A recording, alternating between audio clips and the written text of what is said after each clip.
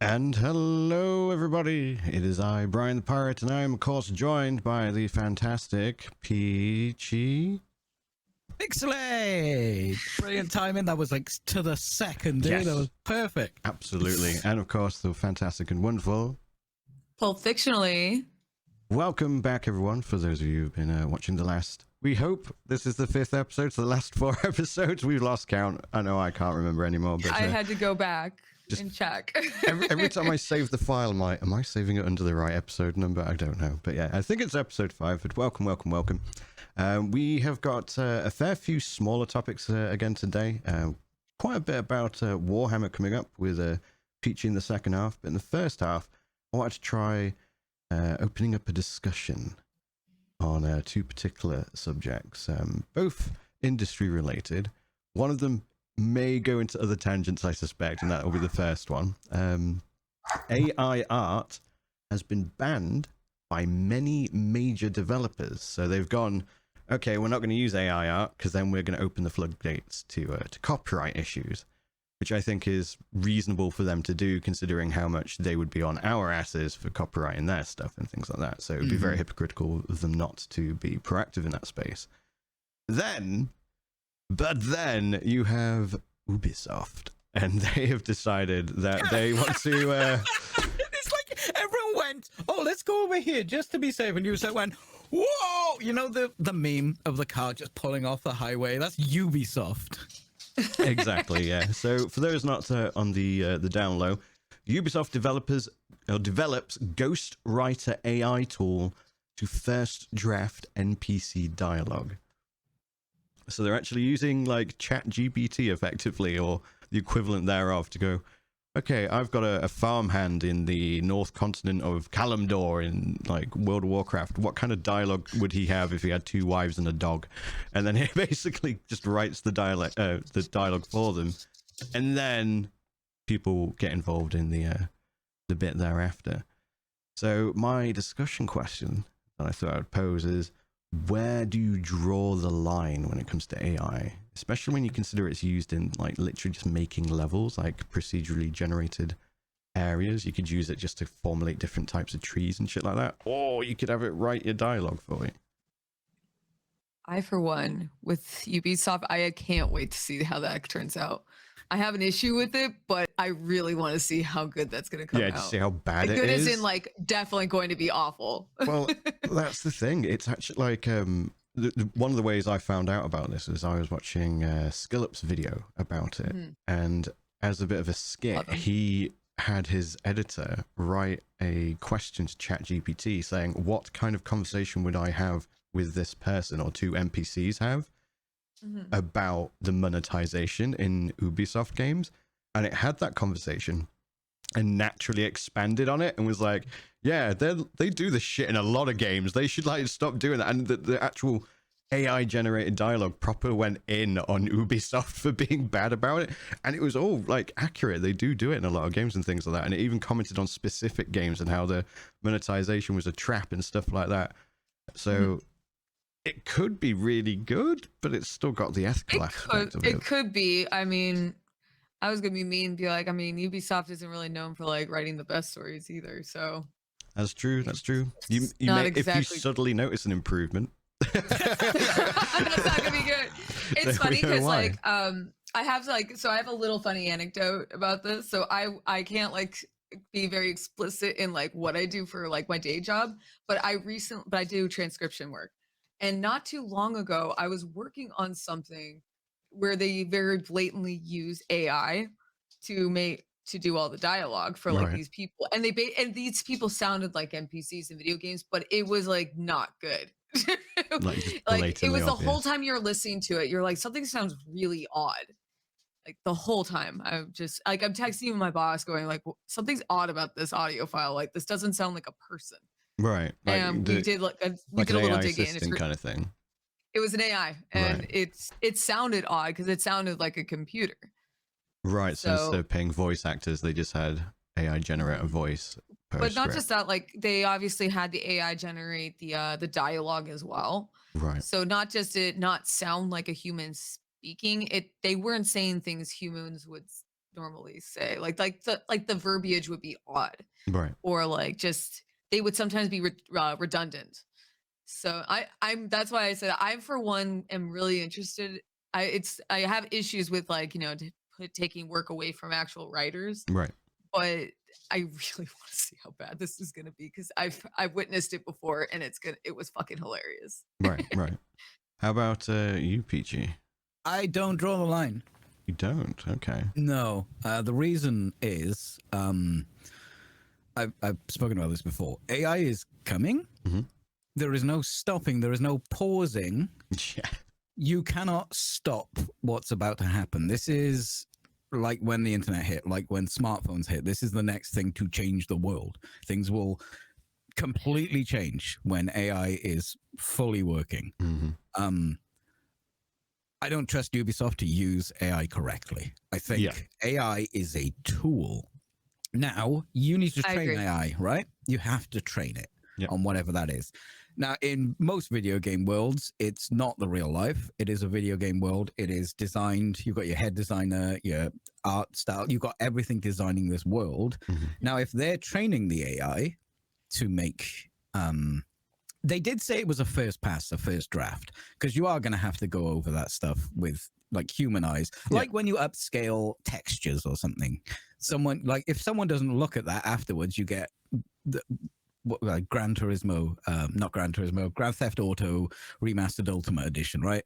If you need someone to check that over, but if you've got a design, a narrative team training an AI. That means you're going to have so many unique NPCs, right? They're going to be different because an AI can just smack if it's got the correct training and if it's used as a tool, which is what it should be. Just to interject there, with regards to the correct training, are you saying it can only be trained on the artwork created by the employees, or would it still I'm on about outsource specifically writing a script. Right. So would it only be training off the script or dialogue or text specifically written by employees, or can it be outsourced? It should be trained by the people writing this narrative, right? I agree with that. That's how you should do it. It should be used as a tool. Like when we got Photoshop for the first time. Photoshop, there was people just spamming stuff together and hitting all the filters and stuff. It's never as good. Like art is not as good unless there is an artist behind it. This needs to be used as a tool. It's going to be eventually used as a tool. Everyone is terrified and scared because this is a tsunami. Like this will change everything. AI is going to change everything. Like we've been working 100%. On algorithms for a while to do, to emulate the power of an actual AI, right? Right. This is like, an algorithm times 10. It's a tool. If you get a narrative team to train this AI to write speech for loads of different characters, you're going to get so much depth, so many different characters, right? Obviously, they're going to go to a writer for the important script stuff, right? Again, I don't trust Ubisoft. I can finish that sentence there. They're going to do whatever saves the money. But when we talk about AI as a tool, there is so much potential there. Oh yeah, 100%. Yeah, I fully agree. I was more commenting on how I'm pretty sure that Ubisoft is not thinking that far ahead in this act, and that's why I said I can't wait because I really want to see like how this actually comes out, because I have already witnessed what AI sounds like when it's very clearly not trained by a writer, as you've worded it. And I do like I've actually had the conversation before about.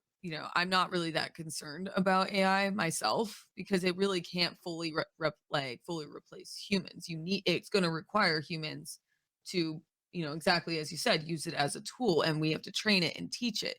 So when I see people, worried about all the, worry it's going to take over, it's like, this is going to be Skynet. I'm not that concerned. So I mean.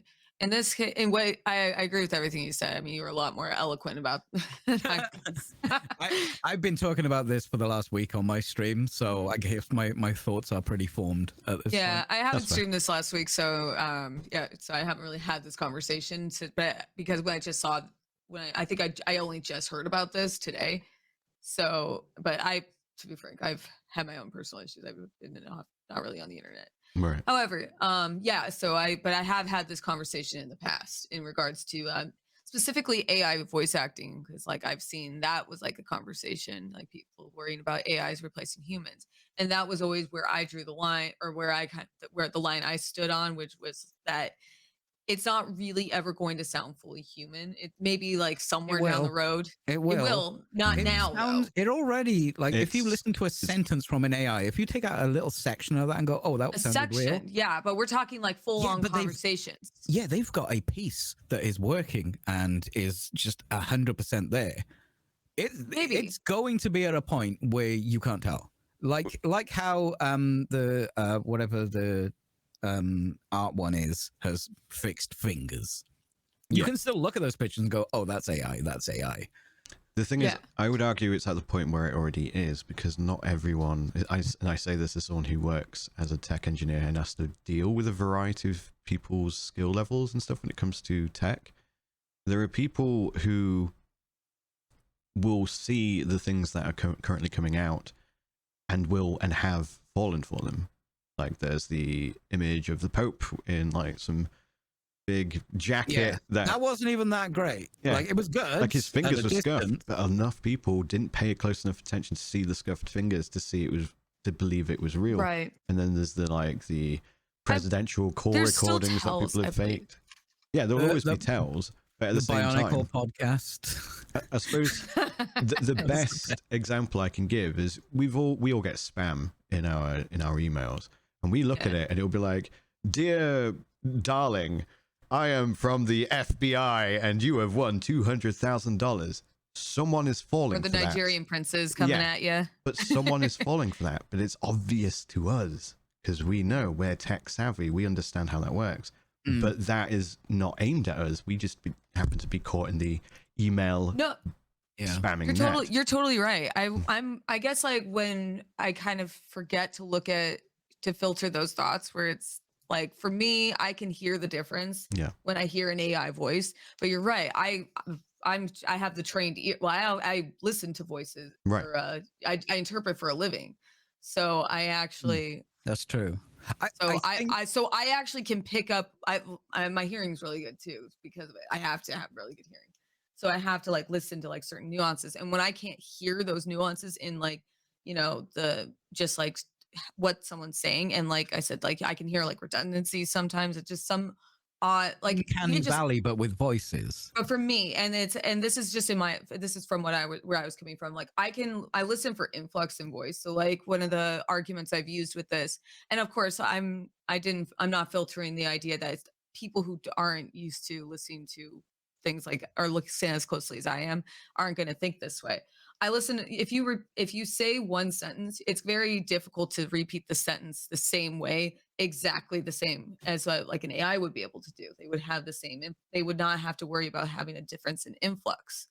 Right. And you might not realize it, but you're always going to have a change in your influx when you repeat a sentence. Even like that's why you see with like voice actors, they have to have so many different takes because they might have a slight difference, even though maybe most people might not notice it, and it sounds like one take is just as good, but you do 10 takes because there's a different influx in every single one, because no repeat segment is going to sound the same. Right.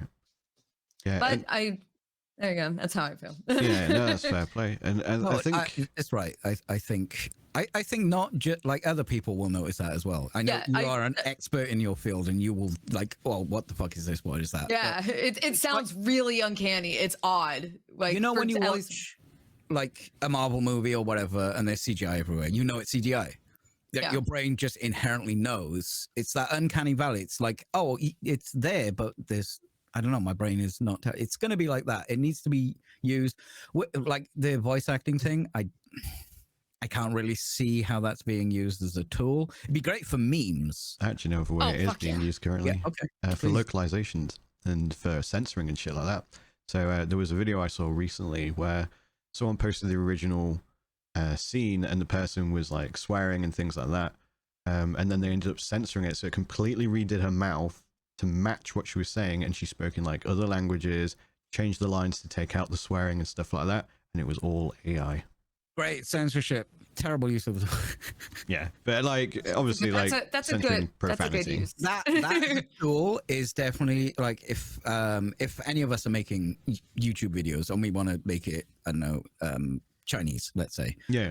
We're not going to hire someone to go over it and do it in Chinese. I can see it being used there. But when we're talking about top level voice actors, like even actors can't hit the level that voice actors can in a video game if they're just using their voice. Like, I don't think it's going to change up there. I don't see how people doing voice acting will be able to use that kind of thing as a tool. That's going to be a different area using that as a tool. Yeah, or that's Ubisoft going, I'm not paying all great anyone. to me. Yeah. Let's just get this chat GPT in. But I suppose that's the fear, isn't it? That some corporations are going to go, okay, we're not going to do this because there are X and Y regulations prevent us from doing it, such as copyrighted artwork. But if they find an opportunity where it's like, I can do what I want, I can make voices out of no one, where there's nothing to prevent that other than potential copyright based on the data set to train the AI. Yeah, if you're making it out of no one with a data set that is legal, because the way at the moment AI is using it is not correct. Adobe is taking stuff from people, and technically that's legal because they didn't opt out of the thing they didn't know was happening. Yeah. There needs to be regulation. Definitely needs to be regulation. But don't be scared. Like, it's coming. Oh yeah, absolutely. Yeah, that's what I think. No one should be scared. Like, no, you shouldn't be scared. Internet changed us for the better, for the most part, you know. And smartphones connected us. Like, it improves society. I mean, like, even things like TikTok are utilizing AI for the filters, like it, and we've been utilizing it for a while. So it's like you've been using it without even realizing it. And I think the point is we're getting to a stage, or have started at a stage, where people are making things with a sentence, and I don't just mean art or dialogue. I mean, so for example, the action RPG community for Diablo 4, they needed a logout macro for the hardcore players. In hardcore, for those who don't know, if you die, that's it, your character gets deleted. So they have a macro in a lot of those games to exit the game just before you die. They literally asked ChatGPT to write it. What? So they were like, what's the difference between going to a paste bin to get that? Yeah, but to go to a paste bin to get that, you have to know that paste bins exist, GitHub, etc., and things like that. You've got to be in that realm of knowledge to begin with. It's kind of niche. ChatGPT is being introduced to things like Bing and other, like Bard for Google, although we've heard that it's getting trained off GPT, which is quite funny. But yeah, so like these are going to be accessible to everyone. And they literally were like, logout macro for Diablo 4, and it wrote it for them. And then they had a logout macro for Diablo 4. There's people who are using like plugins and stuff for ChatGPT to basically make Jarvis for their home, where they've set up microphone arrays, and rather than just going, okay, Google, to not trigger anyone else's listening, like, and then give it a command or give it a suggestion that it is pre-programmed to it. Yeah. Exactly. Like, you have to say something specific. It picked up Google. Oh, I apologize. But yeah, like it has to be told something specific, like turn the lights on, turn the lights off. Whereas with ChatGPT, you could be like, tell me what time I need to be in LA when I want to fly over for a wedding in October or whatever, you know, and things like that. And you could go, okay, this is all the information that you need, and it's bespoke, it's custom, it's whatever you effectively want it to be. And it's already surpassing the common household technologies that we're using at the moment, and at a rapid rate. And because it's doing that, and it's so unknown, people then going, oh, how can we get rich quick? And that's where all the shitty things come through, like the copyrighted art and the voiceover stuff. So I wholeheartedly agree there should be regulatory action to prevent people from, you know, using it maliciously. But overall, I am very, very excited for what AI can do for humanity. There is obviously the argument that it will replace at least some of the lower end jobs. And if you replace the lower end jobs, then you could be stopping people or preventing people from getting the experience they need to get to the higher end jobs to begin with. And there's arguments like that could be made. I think doesn't that mean that the higher end jobs will be even higher because And then the people at the lower end are going to accelerate to a point that is much higher than they would before. Potentially, and that's the thing. We won't know until it's really been tested fully in the field, will we? Because it could be that people go, "Oh, I need to be more skilled," so they have more motivation to become more skilled.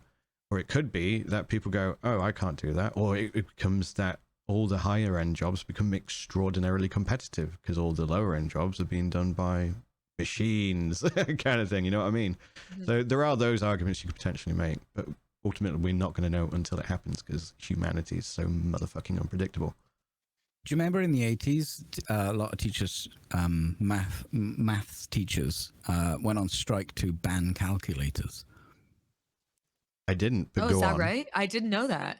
Yeah, because they thought there is now no need for a maths teacher because everyone has a calculator. A, they couldn't stop calculators. B, we still need maths teachers. We have a lot of very powerful calculators. We're using a very powerful calculator to show you this podcast.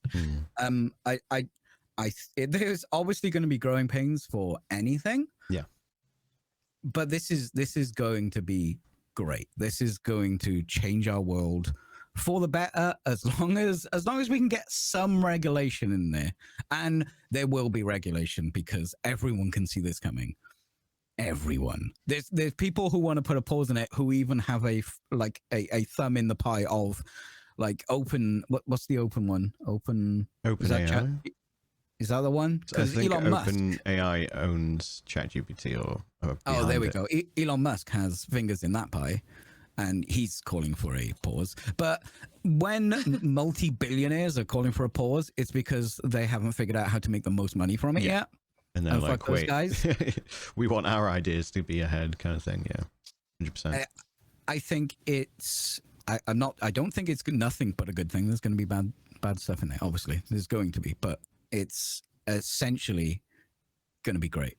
Yeah, it's expected that going to change our world. It's going to be used incorrectly a few times. It happens all the time. Yeah, like with everything. Yeah, email now we get even in some ways, like the internet was a mistake. A lot of ways, the internet was a mistake. You know, people are going to use things incorrectly and for malicious intent. It's with everything. So I mean, but being afraid of it isn't going to stop it. Right. We should just go in cautiously. Yeah. Being afraid of it is going to stop us from learning. Yeah, exactly. Perfect way of putting it. That's exactly. Very true. I say run head on, baby. Let's go. AI the world. Right. Next subject, the Unreal presentation. Oh my God. Wait, I need tissues. So I know Peachy saw this one. Did you see this one, Paul?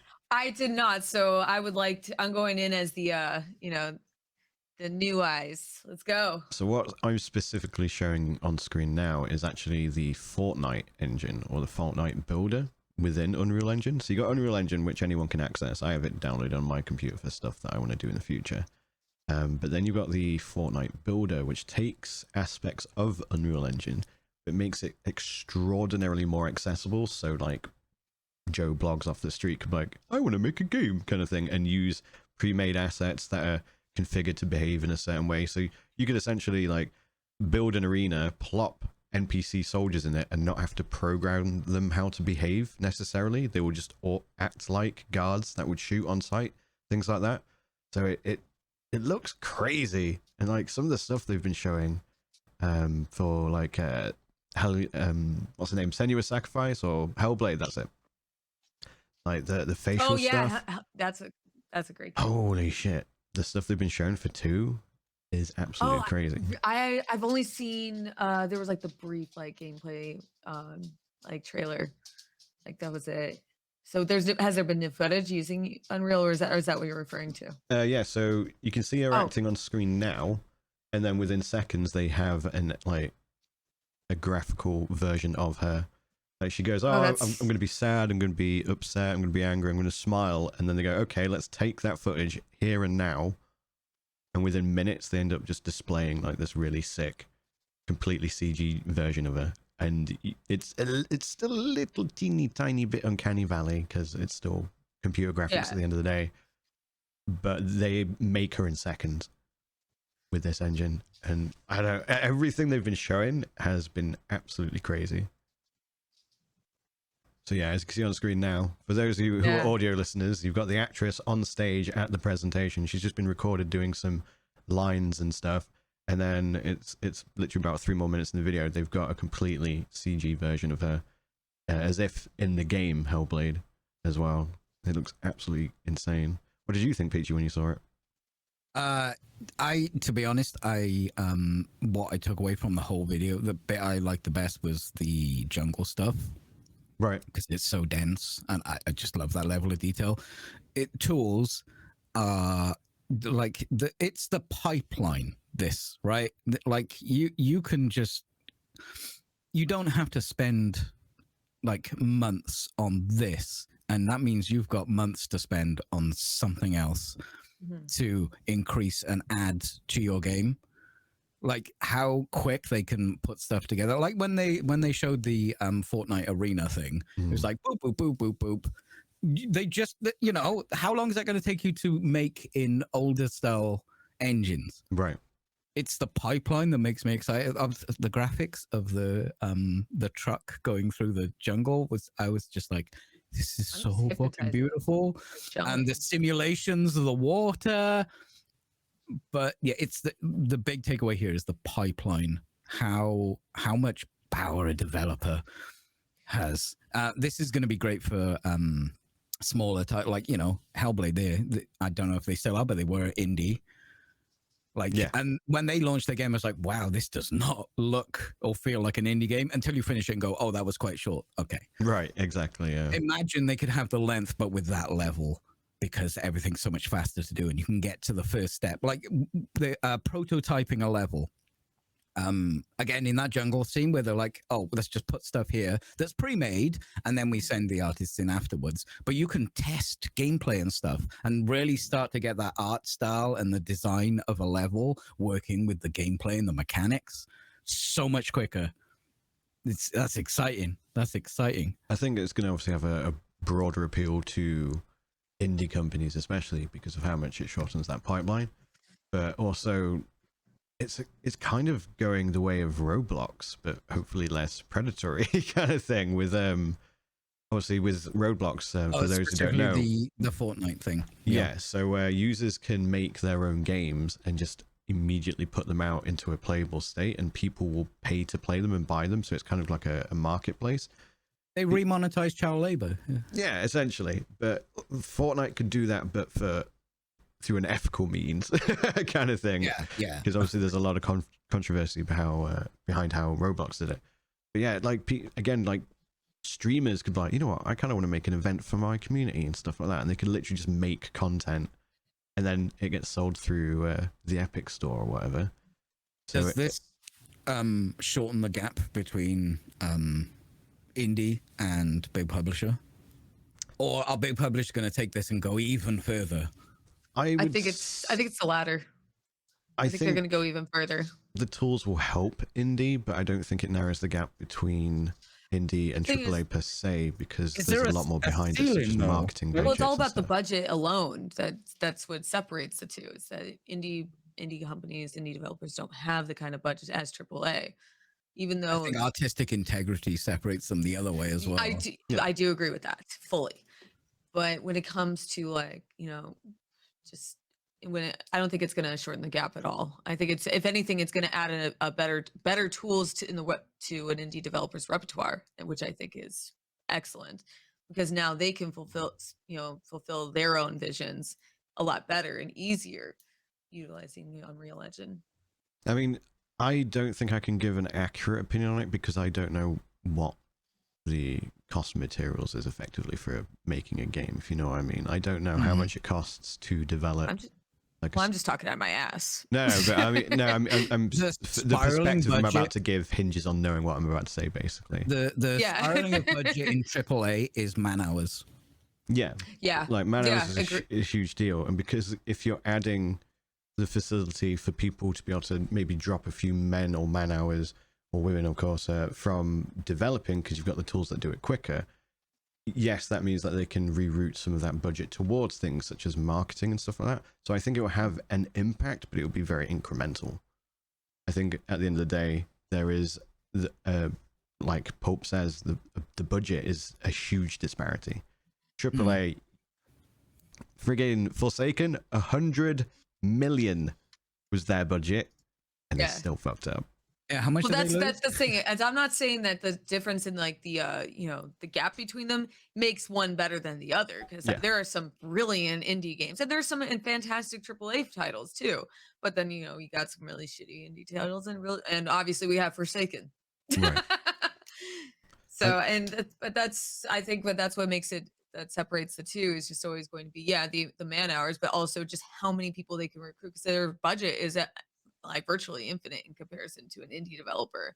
Yeah, but indie budgets aren't going to change. No, that's what I'm saying. It's the so we're going to get much better material. But the success of an indie company hinges a lot on marketing. So you could have the best tools in the world, but if no one knows about your game, no one's going to buy it. Which is why some of the most successful ones are the indie ones that are actually published behind like Epic and Sony and stuff like that. Like Hellblade was indie, but it was published essentially and marketed by Xbox quite extensively.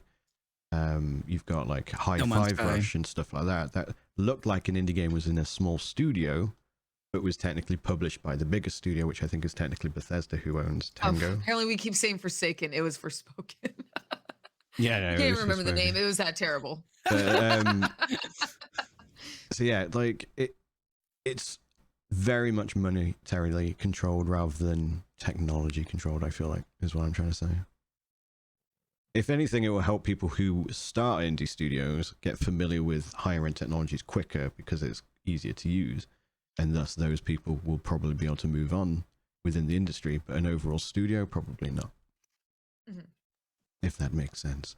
I know, better tools for creative people is good. Yeah, that's the bottom line here. Better AAAs. I'd love to see a good AAA, because the last one we just had wasn't great. Yeah. I mean, well, that's the bottom line here. Is I feel like RE4. it's just providing a better tool for people who do not have the budget. I was talking about something we were going to talk about in the second half. Okay. Fair. Oh, right. Yeah. But yeah, so I'm actually quite excited with the Fortnite Builder. Because whilst I don't play Fortnite, I've seen what they've done. Like whenever they have their like new seasons and shit, the shows and stuff they put on in their games are actually insane. And they're literally giving hundreds of thousands of people access to do that for them as well. And have you seen how crazy people go in games? How many great games have come out of mods? It's 100%. lowering the bar to get in. So yeah, I'm going to be keeping an eye on it. I'm going to see, because we could get the next Dota, or the next Battle Chess, or the next MOBA. You know what I mean? And I don't mean MOBA as the genre, as in we could get new genres from people just having the freedom to quickly make games without needing extensive education in those fields. You know what I mean? I think that's pretty sick. And the people with extensive education in those fields are going to produce better stuff. Yeah. But games go hard, man. Games go hard. Games go hard. They do. So next thing on the agenda, as it were, was Linus Tech Tips got hacked. Oh, man. I heard about this. I don't know much about it, but I heard about it. It's quite an interesting one, because... And he's been having a bad run. Well, that other run was just he didn't understand what. No, I know. It's just like it was conveniently after that, but that was just genuinely funny. Did you see Luke's face? Yes, I did. Oh my god, he's like, I'm so fired. Yeah, no, that's why I was saying it's like, he's been having a bad. I mean, obviously this is worse, but like that, if that didn't get cleared up, that could have been really bad too. Well, the interesting about how he got hacked was it was technically due to one of his own employees, but it wasn't necessarily like a digital security issue. Social engineering. Yeah, someone got social engineered. So what actually happened is someone on their like marketing team who deals with like sponsors got an email that looked like it was from a sponsor and was a genuine email, and they sent some kind of like thingy deck, I've forgotten what you call them, but what you go through to obviously see what the activation is and what's required and all that shenanigans. And that PDF file ran some malware that took basically all like your cookies and stuff like that from your browser session. So session tokens, wasn't it? Yeah, and session tokens, which means that the hackers were able to basically replicate the browser of someone who was at Linus Tech Tips and pretend they were them. So they didn't even have to enter any passwords or anything.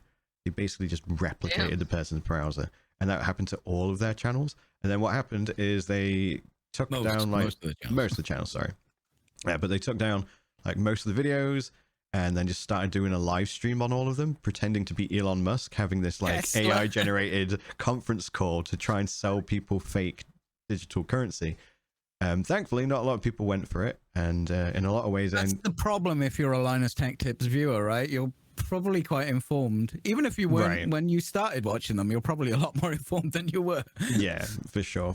So it wasn't probably the best audience to target with that kind of thing, but it was crazy how it was so easily doable, and it took him quite a while to get it back as well. For trying.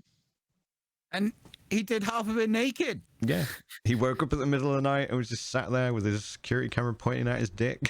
He's just like, oh I'm gonna God. fix this shit. I definitely missed something good then. No, I didn't only get his heard rat about or the anything. hacking. Yeah, no, he basically did a video, and he's got security cameras in his house, so they showed blurred versions or censored versions of him like literally panicking in his house trying to get stuff sorted at 3 a.m. But yeah, so everyone be very conscious of what you store on your computer, basically. Change your passwords regularly, be safe and all that. But I thought it was wild that happened. Something like Linus Tech Tips, like you can understand because they are a massive company now. Like they are a large company. But it's still scary that someone as clued in as everyone who works there, that can happen to. And you're like, well, I've got no chance. They did have a silver lining. I don't have a giant YouTube channel that has multiple millions of subscribers, so I'm probably safer. Yeah, to be fair. But they did have a silver lining. They have their own video platform called Floatplane. So it actually drove loads of people to Floatplane who have then like stuck around thereafter. So like, oh yeah, this is actually pretty nice here, kind of thing. So there was a silver lining. But I just wanted to mention that because I just thought it was kind of wild. Like you could tell when Linus was talking about it, like they both Luke and Linus were just drained. Like you can tell that they've been working solid and still haven't caught up with their sleep. But like you could see in Linus like how good he felt, that people were just behind them 100%. Like you could see it in his eyes. He was like, I'm in love with my community right now. Right. Yeah. So there was a silver lining, but Linus Tech Tips gets hacked. That's a story. Yeah, hopefully we will see less of that type of behavior off the back of that, because obviously to YouTube and Google, Linus Tech Tips isn't exactly nothing, and that brings a lot of attention to potential security flaws in their system. And also their wallets will hurt because they notice all that traffic going to Floatplane. Yes, 100%. And all right, let's get the next subject on. So the next subject is a bit of column A, bit of column B. Column A being Ubisoft have pulled out of attending E3, but it's okay because E3 announced about a day later that they've cancelled it. So, F's in the chat for E3. F's in the chat. Have either of you been to an E3 before? No, but I used to watch it religiously because that was my cathedral. Do you know what I mean? Right. That's where I went. But Jeff thingy with his Game Awards. I'm not. Papa Jeff's like, yeah, just head over here, boys. Kind of thing, straight away. Fucking sunglasses on. It's like I was like, oh, that is sad because it's been this monolith for so long. Yeah, there's a lot of heritage there, and I've watched so many of them announcing games but yeah, we got Papa Jeff. So I'm not actually sad, but it is sad that E3 is more than likely not ever coming back. Like yourself, I feel like I'm more sad on behalf of other people because yes, we have got the fallback of Summer Games Fest and all the individual announcements that a lot of these people are doing. Like Sony, they do their own State of Play thing now. Nintendo has Nintendo Direct.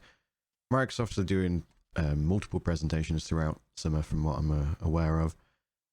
But I never went there. but I know what it's like to go to something, for in my case, like music festivals or TwitchCon, things like that. I know the vibe is entirely different when loads of people gather for one common interest, and it feels a lot more familiar like that.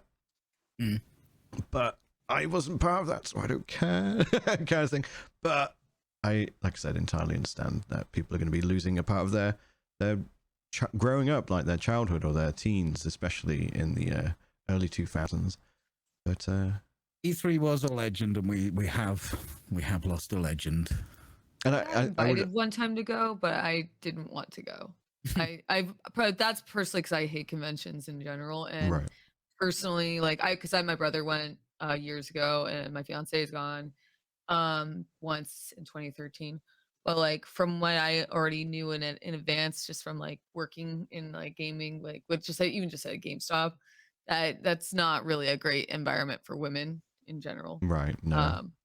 So I kind of like was kind of like I'm okay, but I also don't like to attend conventions as is. I worked like Comic-Con and stuff like that, and I'm okay with going to them because I have the protection of the booth. Right. But I don't like to go to them. Besides, I'm short, so right. Even if that wasn't the case, it's like it's not really easy for me to navigate conventions, so I was okay with that going.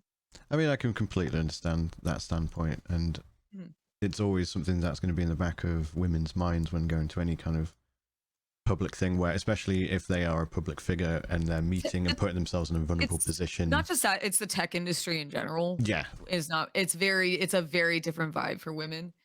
And like this was like years ago, and so at the time, like just when I was working in a gaming store, just being like gatekeep just there for working there, it's like I'm all right. I don't need that shit in my life. No, that's fair play. But yeah, E3 is cancelled. But it's okay because Papa Jeff's got us all, so fret not, people of the world. The next subject then is, bear with me. Dolphin. Oh yeah, Dolphin's being added to Steam. Oh, nobody I use tell Dolphin. Nintendo. Don't tell Nintendo. I don't know anything about Dolphin. I totally have used Dolphin once or twice, but I have never. My GameCube publicly. games still work. Yes, I mean, emulation isn't illegal. For those who are not familiar with it, emulation isn't illegal. What is illegal is pirating games. However, if you own a physical copy of a game, you can make a ROM of it and play it via an emulator, and that is entirely legal. I actually use the Dolphin Emulator on Twitch, and but I do actually own the physical copy over there. I just don't have a GameCube anymore. Yeah, you just made a copy of your disc because that's how it's legal. Yeah, because if anyone asks, you made that copy. You made it. Yeah, I made the copy. Yeah, I have a CD-ROM. Yeah, yes, 100%. But no, yeah. So it is one of those gray areas. But as we all know with Nintendo, they don't give a fuck about the gray.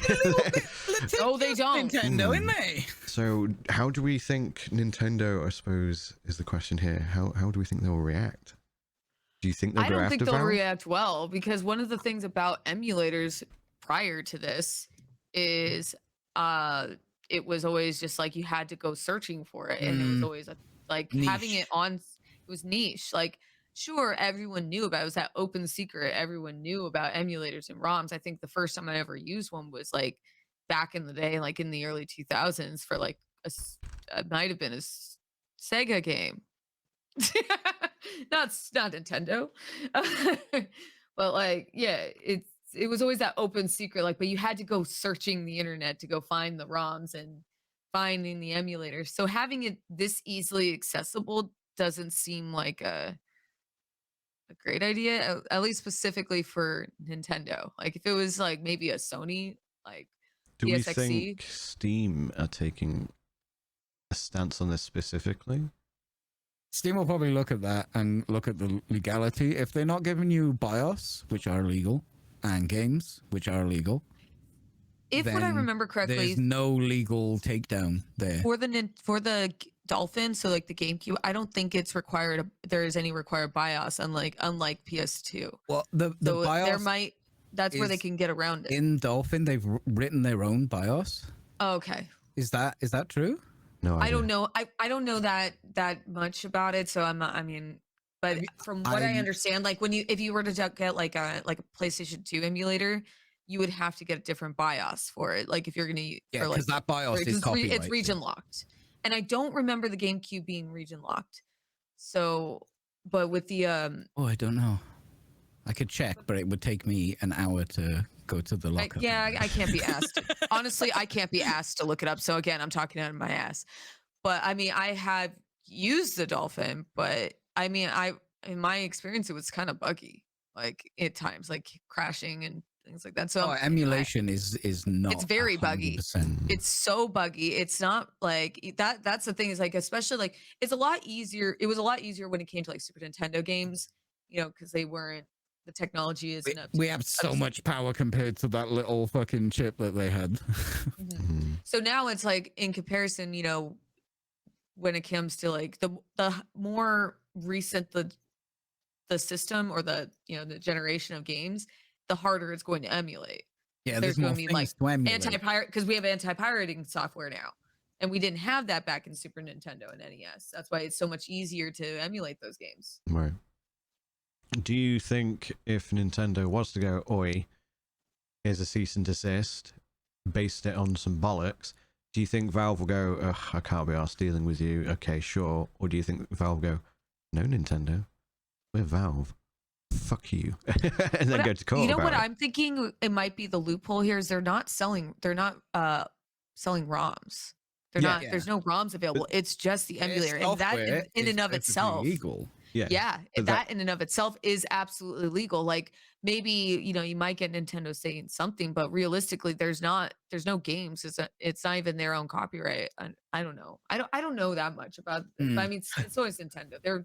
I can Valve have proved before that they like will step up. They have proved before that they will just go roll over with some things that might have a legal precedent or something that is not quite right when we're talking about things like disputes about does the publisher own the game or the developer own the game. I think that's a little different than software, which is perfectly legal. I think that's where I think this is the loophole. No.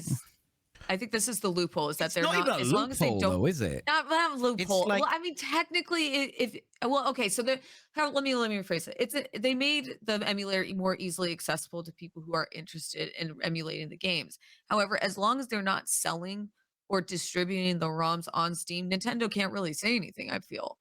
So, but they will. Is what Brian. They will, but like they're not going to get. They can't like. They're not. I don't know. See, this is where it gets. I can't see Valve rolling over on this. It's so difficult to really have an opinion on this because I don't really feel. I feel like with the emulation software, they're not. It's not exactly like. It's not stepping on that many toes, except for the fact that it's making it more easily accessible for people to pirate games. Yeah, I think it should be. This should be boiled down to two questions. The first question is: do we think Nintendo are going to do something about it? On the basis that they have in the past, because people who have just emulated stuff and done so legally have still gotten, like, people have had their videos taken down for showing emulation despite the fact not even showing Nintendo games, things like that. So yeah, Nintendo stole their own emulation software as well. So well, there you go. So if we think the mini NES thing.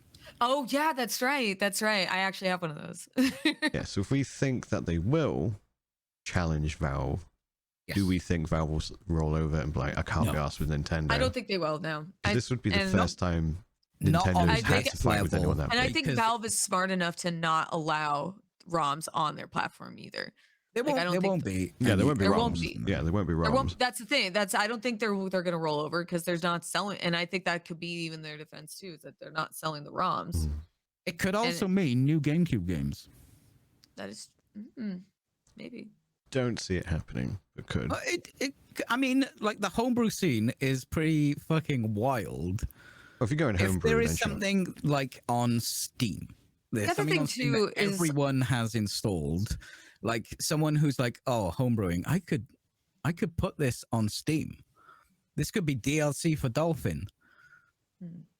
But then it could make the homebrew scene. I don't know anything about this. I suppose it could. And as long as I feel homemade like games. they might not even be telling people where to get the ROMs either. Like you got to figure. I think like they're just No, they're not. No one's dumb enough to do that. Like, there's no no. way. That's what I'm saying. They It's like know, I don't think they're. They know. What's the company? Whomever, like, you know, when it comes to Steam, I don't think they were dumb enough to put like access points to the ROMs.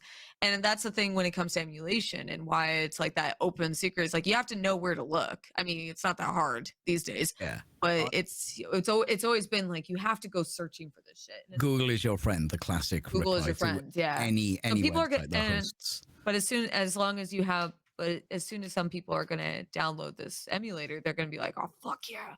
Especially because they're not selling it. It's free. I went to go look. No, is it free? I didn't know if they put a price tag on it. So yeah. Yeah, I put it on my wish list because I want to keep an eye on it. But it's going to be free for download apparently. Nice. I'm going to have to give that a go. Wait, let me pull it up just to double check. Let me double check before I say anything. Yeah, it's I can't see them selling Dolphin. Because that's kind of open. Loads of people work on it. Well, not only that, if they're selling Dolphin, that's actually that's such a dick move because you could just go on the website and go download it for free now. I do think that like maintaining our history of gaming. They're also not using Nintendo's name.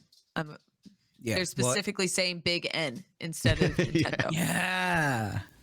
So they know that when they put it on there's going to be pushback, and they specify that it's just a tool to run legally obtained copies. Mm-hmm. So they are trying to cover their basis on this.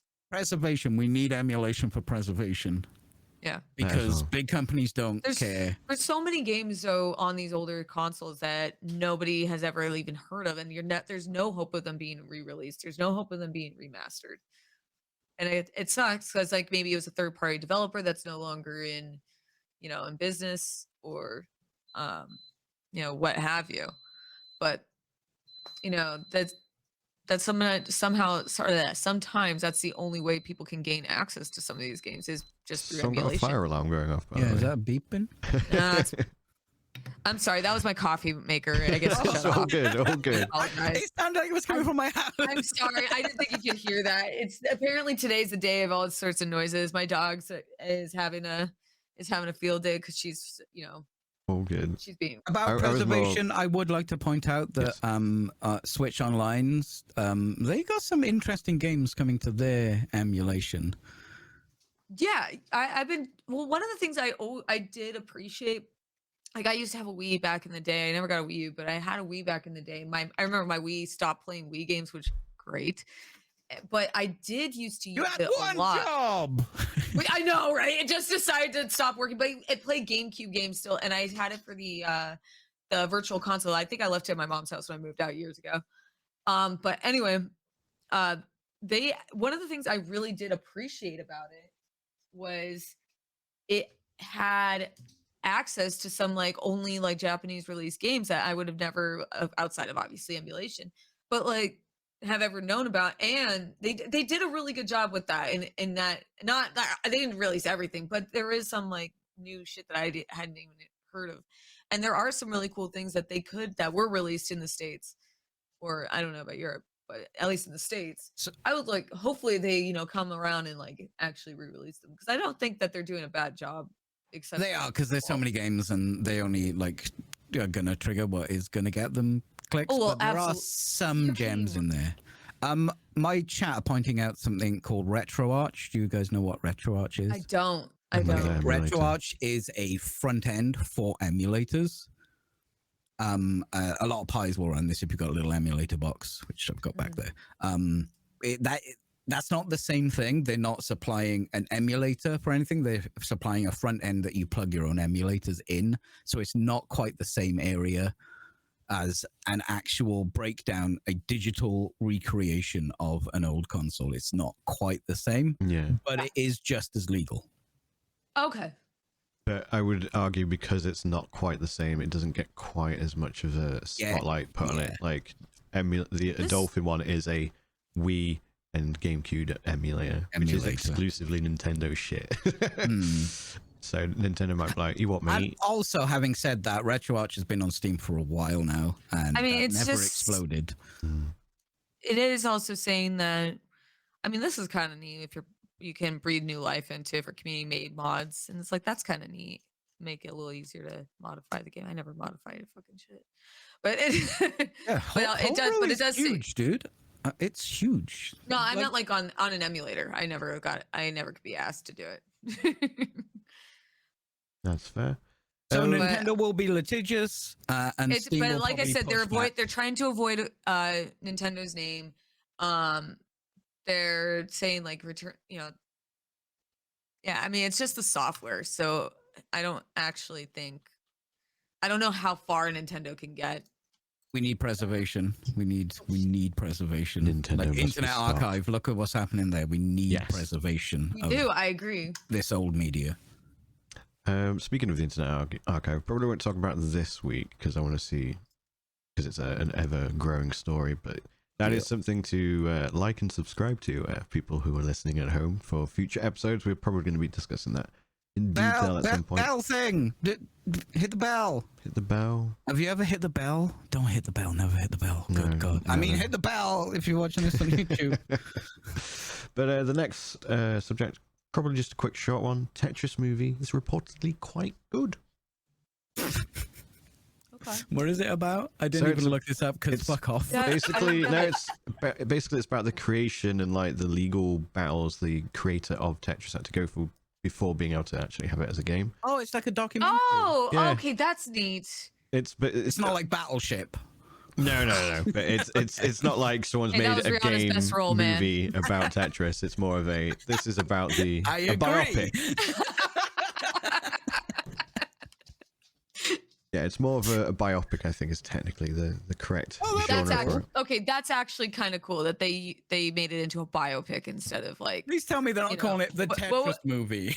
I think it's just called Tetris, to be fair. Okay. Okay. Apparently, it's actually genuinely good. Like, they've got some decent actors for it, so I just thought, might be worth putting on your radar, you know what I mean? So, yeah. Russian? Russian? I believe so, or Russia is involved somehow. I know Russia's involved somehow. I feel like it was made in Russia. Do you know what the pieces in Tetris are called? Tetris. Tetronymous. Really? I would have never known that, so I appreciate that. There you go. Had we watched the movie, we probably would have. So let's all watch the movie. If you are right. interested. I would have known that if I watched the movie, but you know what? Here I am fucking up and not watching the Tetris. Goddamn.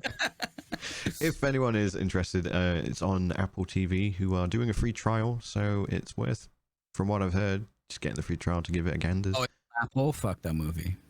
Fair enough. So there you go. But if you're interested, yeah, I'm not interested in Apple TV. Oh, I forget. People can't tell I'm being sarcastic if they can only hear me.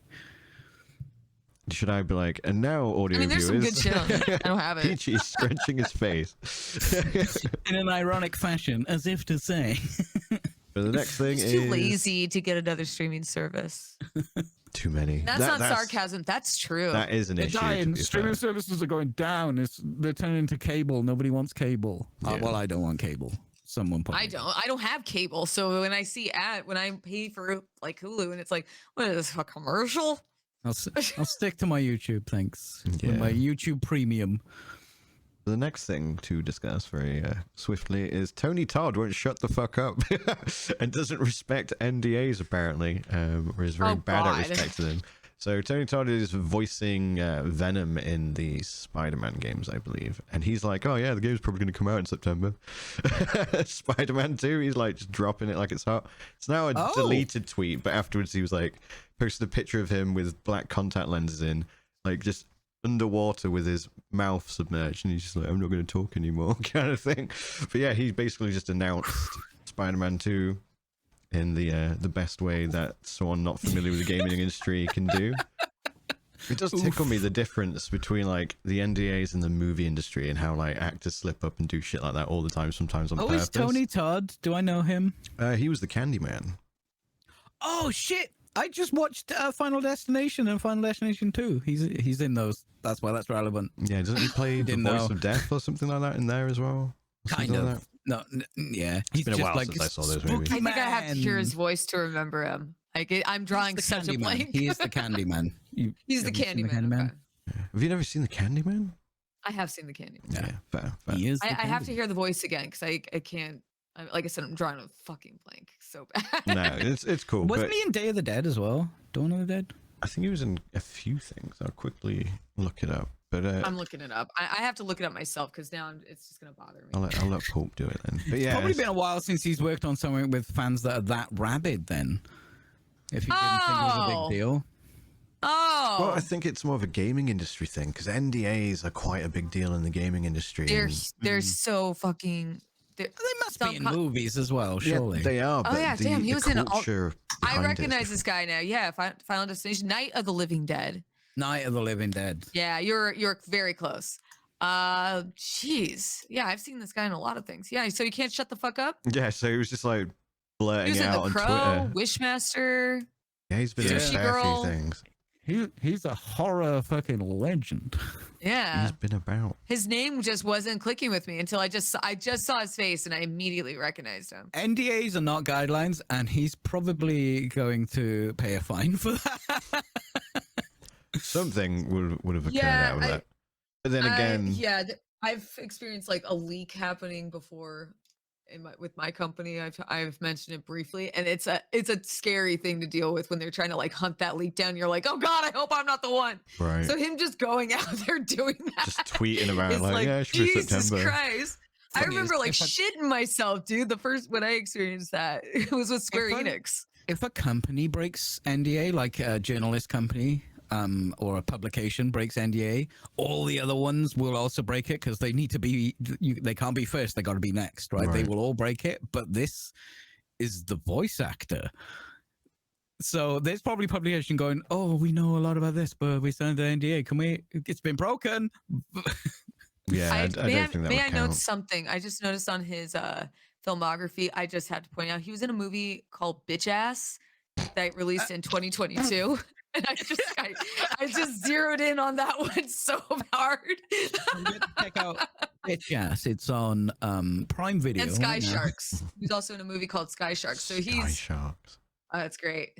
There's some good ones here. I'm gonna probably go down this man's filmography eventually. We'll just watch everything. The hero of B movies is who he's going to become, apparently. Oh dear. Well, he's found out about the gaming industry then. Yeah, so you don't give a fuck. he did delete the tweet and did, like I said, a picture of himself in a hot tub or something with his face or mouth underwater. Like, I'm not talking anymore. As one does. But yeah, like I think he'll be fine. But he'll probably get a fine if anything. He'd be fine. He's not like this is his first gig. Right. He's got B movie money. He's fine. Apparently, he gets a fine. He's got B movie. He does it a lot. Apparently, he does shit like this a lot. He's just like, so he's just a liability, and they're just like, leaks. Yeah. Oh, bless him. I'm not gonna lie. So with his no fucks given approach, then it makes him my hero. Fair. Should we take a quick break? Yes. Yeah, no pooing though. No pooing unless you weigh yourself before and after. We're going to take a quick break, folks. Probably about 5 minutes. Get yourselves a drink, a snack, go rest your legs, stretch your legs, and we'll see you shortly. Welcome back, everyone, to part 2 of the Fully Rendered podcast. If you haven't already, you should follow us on social media. We have a Twitter. Yes, we also have a YouTube. We're also on iTunes. We're also on Spotify. So follow those if you want to listen to it more often and whatnot and on time. But should we go into just play it to go to sleep every night. Play it to go to sleep. If it helps, the dulcet tones. But yeah, so for... I have not got dulcet tones, my dude. I'm a screechy mess. That's fair enough. But my voice is not soothing. Sorry. Brian's trying to balance out me and Pope. Just with a bit of ASMR. I'm very shrill. Let's just put it that way. I'm with you, dude. Jumping into part 2. Okay. We're going to have Peachy take the lead because he wants to... expand on what he discussed last week.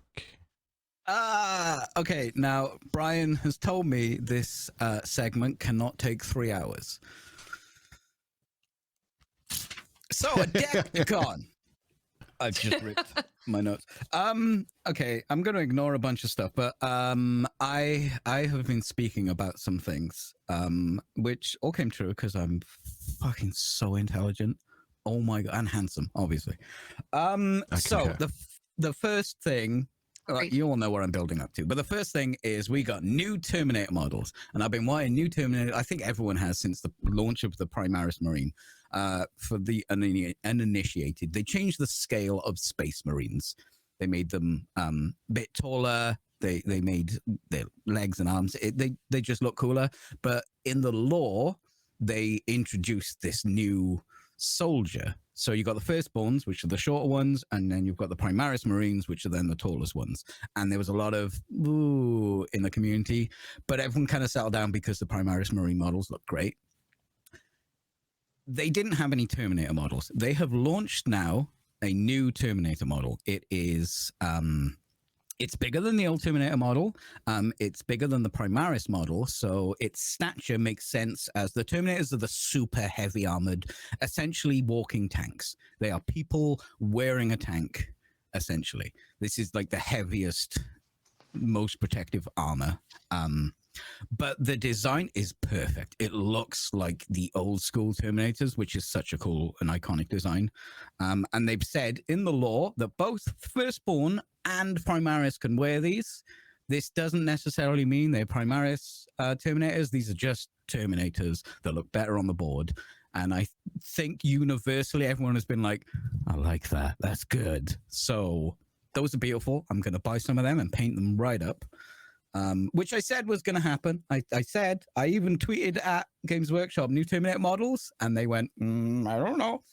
The second thing that I guessed is Lionel Johnson is back, and it's awesome. He is the Primarch of the Dark Angels, which is a faction of Space Marines, and he has been asleep for 10,000 years inside what they call the Rock, which is essentially the fortress monastery of the Dark Angels, which is what is left of their planet after it got blew up, and they just buck around space in that. It's pretty cool. He has aged.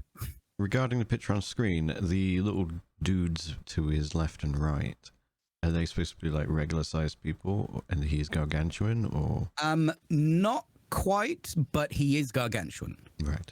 So a Primaris Space Marine is like 8 feet tall, 7 and a bit. Then Primarchs. This is a Primarch. This is a son of the Emperor of mankind. He's 9 feet. He's a big guy. Those little guys are Watchers of the Dark, and they've been looking after his body for 10,000 years. And he has aged so we had a Primarch come back, which was Reboot Gilliman, and he's all fresh-faced because he was in stasis. They pulled him out, they saved his life, and now he runs the Imperium.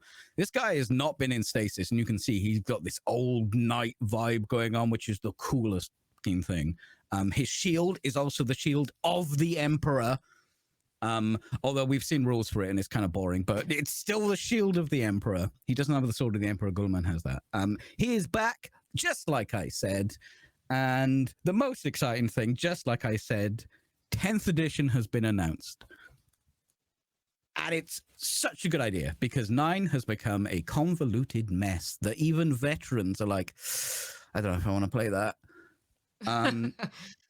What they've been using a lot of buzzwords and stuff, but they kind of resonate with the whole hobby. I think is simplified, not simple.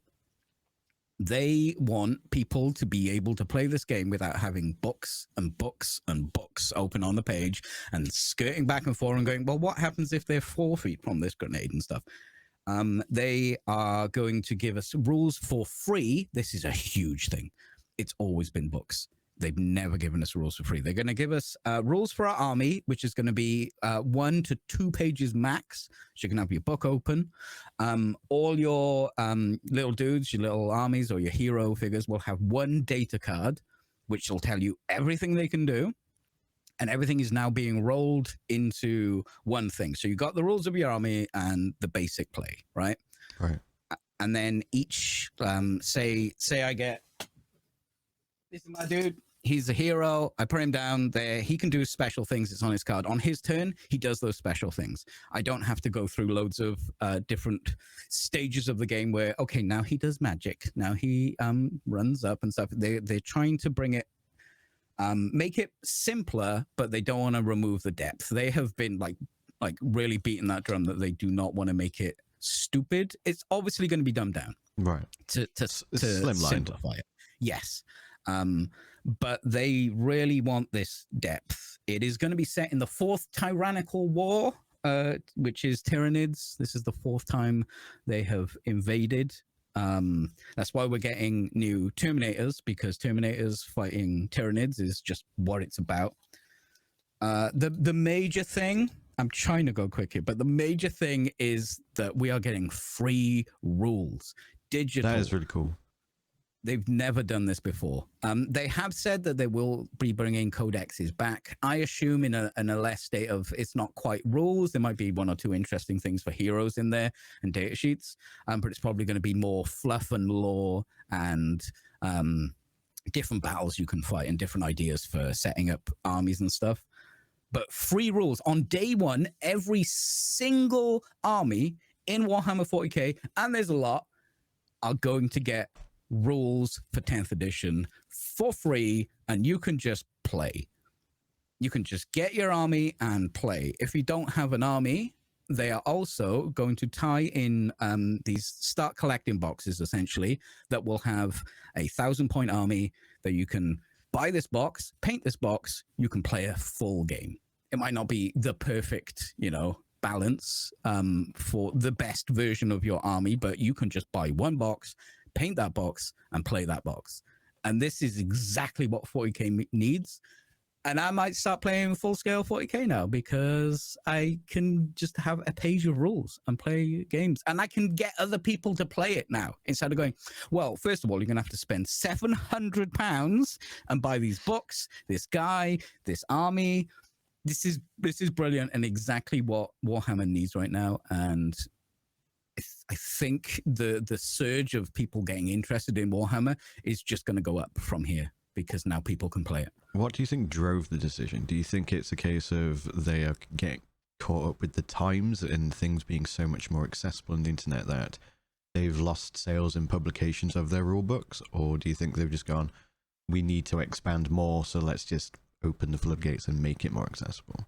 So I think there's an aspect of that, like D&D 5th edition was just like, hey, anyone can play now, But they have been earning more and more money. Like Warhammer is getting bigger and bigger and bigger. That people who've never even heard of it know what it is now. Right. Like it used to be like one guy down the pub who'd heard of it and maybe had an army you could play. That was about it. Now it's a lot more just in the zeitgeist. People know about it. We got the Henry Cavill stuff. I think it's actually driven by the people who are playing the games, because everyone is like 9th edition is now a mess. It is so complex, and I've been playing for a long time and I don't know how it works. It's also got probably a little bit to do with America getting into Warhammer, and Americans love to play Warhammer. Right. British people like the hobby. Yeah, we do. There's a bunch of us who like to play as well, but like the hobby build your little guy, paint your thing. You got an army, play with your mates. America is like tournament. I want to play a game. I want balance, and they can't balance what they've got. There's too many armies now. With this simplified idea that is all digital. Oh, we need to change this rule. We need to nerf these guys, and we need to buff these guys. Boom, it's done. Right. I think this is we are getting bigger. Let's make people be able to get into it.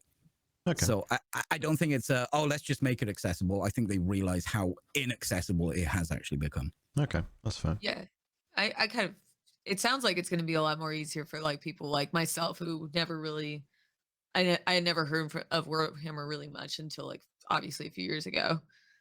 And so so there was already like inaccessible and like just entirely daunting, just the thought of just getting into the whole fandom. So it's well, the Emperor of Mankind was born.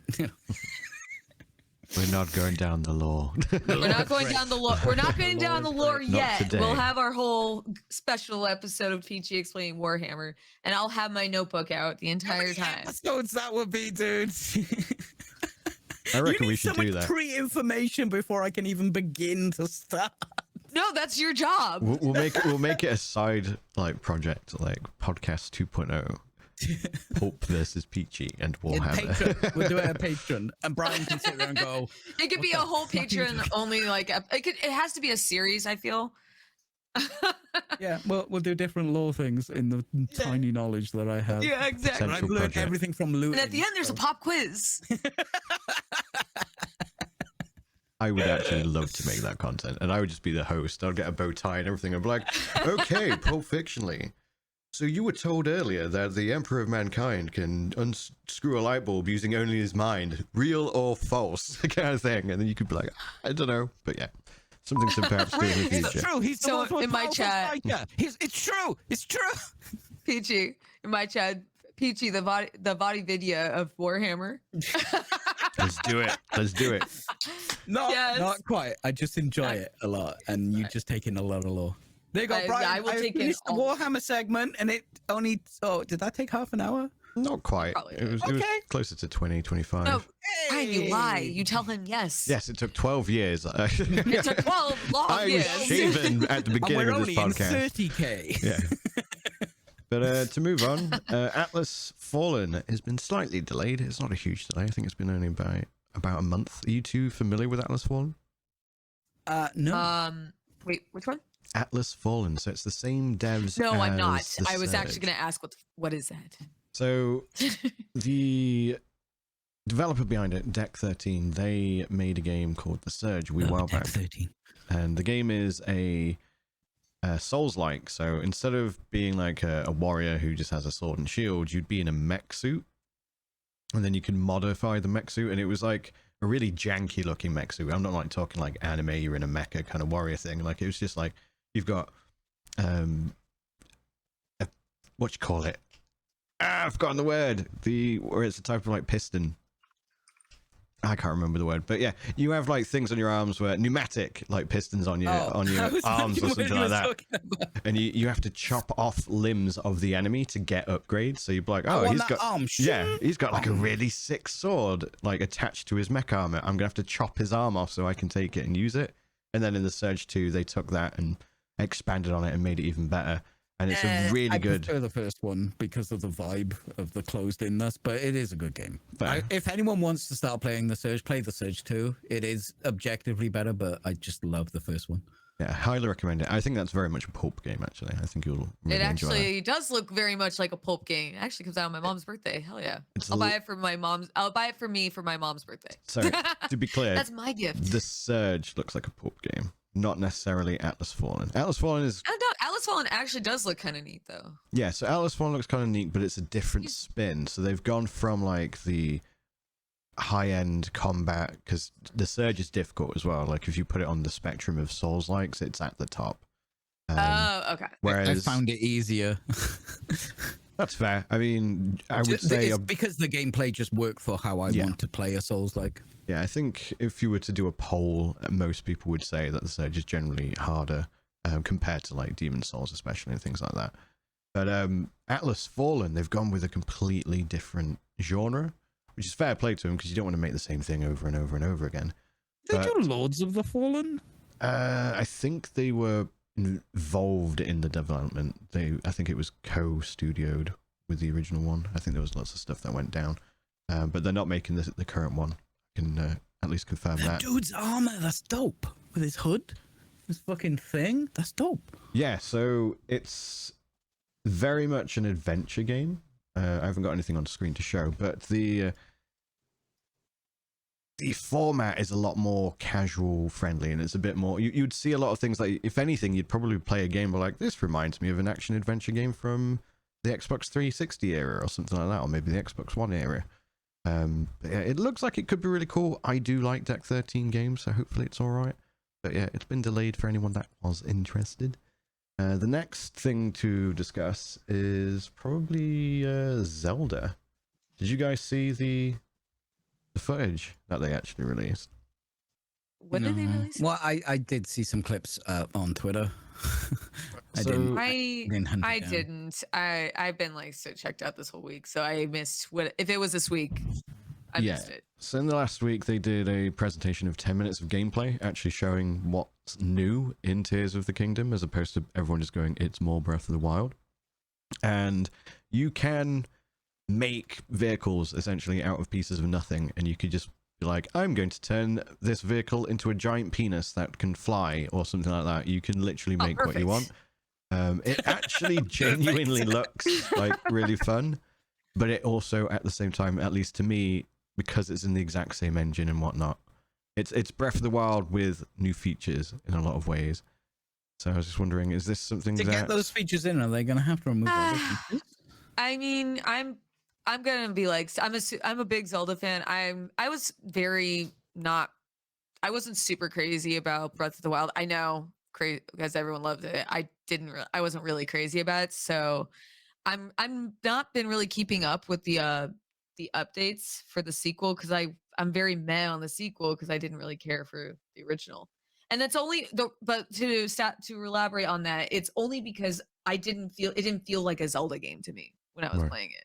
It was fun. It was interesting, but it didn't feel like a Zelda game, so I wasn't really super crazy about it. And so when I heard about the sequel, and I haven't really been just keeping on board with the updates. That's fair enough. One thing that they've kept in the game that a lot of people, I would say, were hoping they wouldn't, and that's weapon durability.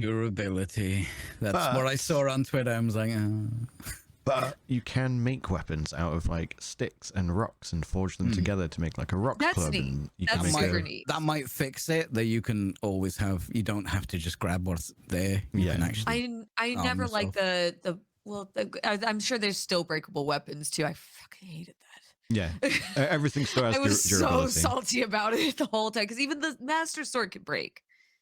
Yeah, and everything else can still break. It's just like if you build something, like say you've got a stick, you could either use the stick or you could be like, oh, like on screen now. Make a big dildo sword.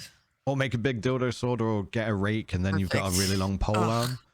You can fuse things with your arrows, so you can make like ice arrows. You can even make a home, like seeking missile kind of thing. So you can put an eye on the arrow, and the arrow will just auto target for you and stuff like that. So I reckon that's the release UI. Probably. As far as I'm aware, it is basically the exact same engine it is Breath of the Wild, but with more skills and features. I don't believe they have taken anything out. They've literally just expanded on it.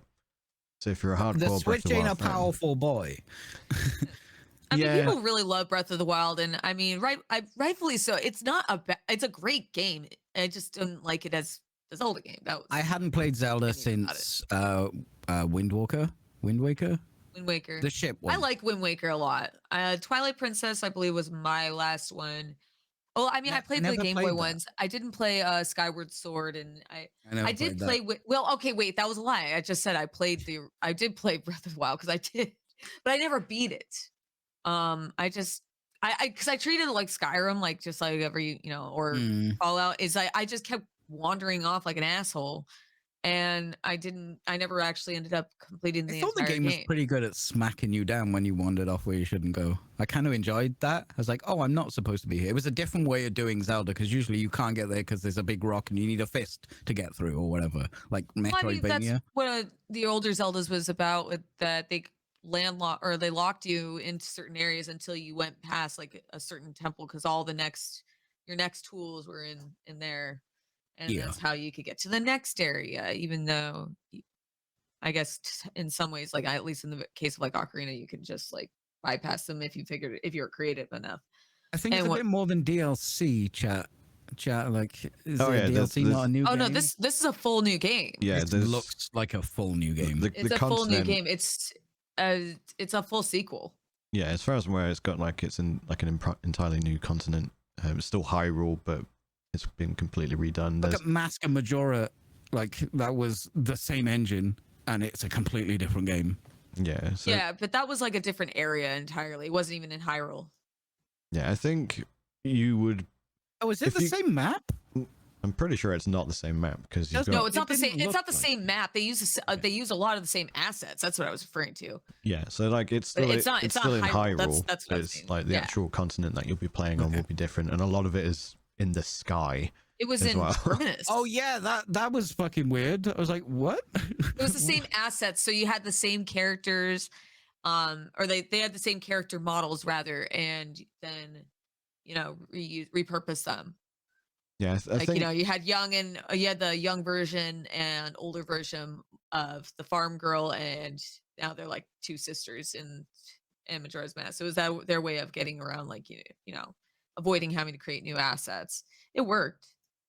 yeah, I'm not sure how much they're recycling assets other than like Oh, this new one is the same? Oh, I have no idea if this is this the same. Are we referring to this game? Yeah, it doesn't. It doesn't. Oh, look I the don't fucking same. know. I'm talking out of my ass again. It looks like a sequel. It looks like a sequel. It's in the supposed same to be engine. a sequel. It's literally in the same engine, but everything in the game will be new apart from the skills that you used in the previous game because Link. I wonder how they'll retains just. Do you reckon they'll just hand wave? You haven't got all your stuff. Start again, or they'll give you an explanation why you don't have your stuff. Maybe No they'll idea. they'll pull Metroid, where like you start off with all of you had all your stuff, but now it's gone. You got to find it again. Yeah, I hate that. I hate it when I they do fucking it. hate that too. Don't give it to me. It's like a trope in all the Metroid Metroid you're gonna games. turn off. It's like, dude, I just spent $70 fucking on this game. Just get me into the game, okay? I'm playing. Just fucking. That's the thing as well. Yeah. $70. Yeah, $70 fucking Switch game.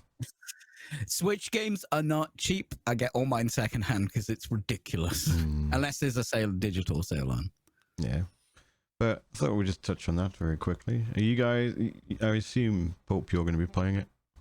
Yeah, I'm still gonna play it. I just haven't been like I said, if I'm being entirely honest, I'm not super excited for it. But that's just because of like the reason I gave is that I wasn't super crazy about Breath of the Wild as a Zelda game, and it's like it doesn't. So I haven't been really like keeping up with it. But out of obligation, I will play it because I feel like I must. That's fair. That's fair. I bought my Switch to play Switch exclusive, so I should probably play it on release for $70 fucking.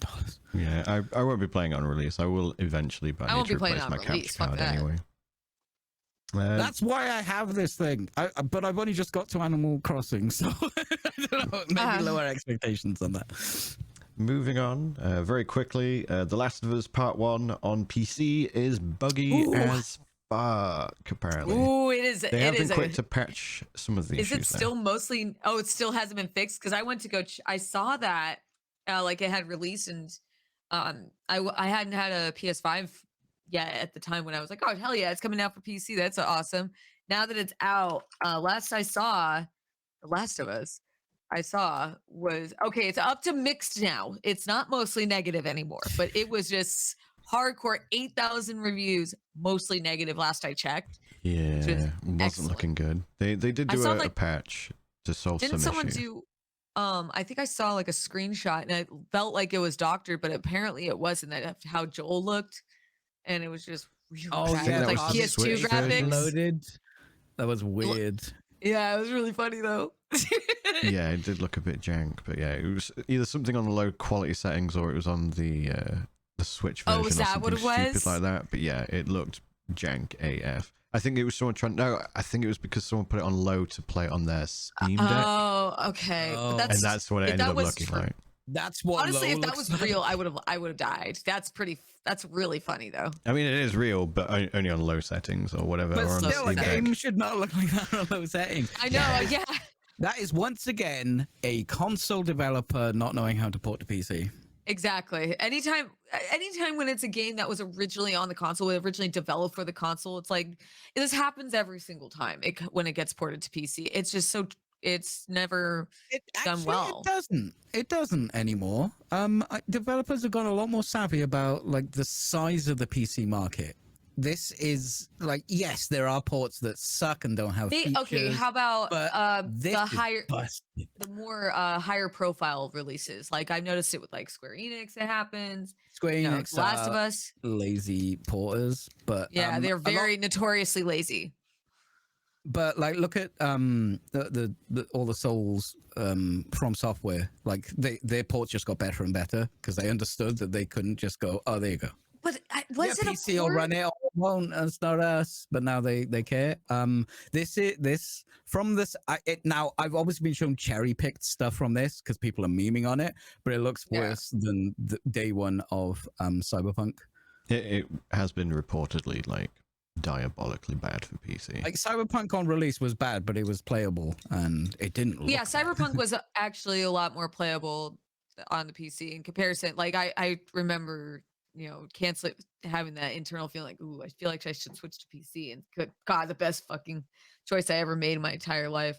But I mean, but that's what I was asking is what in comparison to, you know, comparing this to like the Souls franchise. Oh wait, no, wait. I was cherry picking Elden Ring. I answered my own question. Elden Ring's a great fucking port. That's fucking solid. But I was actually asking, does that count as a port because it was released at the same time? Well, yeah, because their lead platform was okay, that's fair. I right? forgive my ignorance.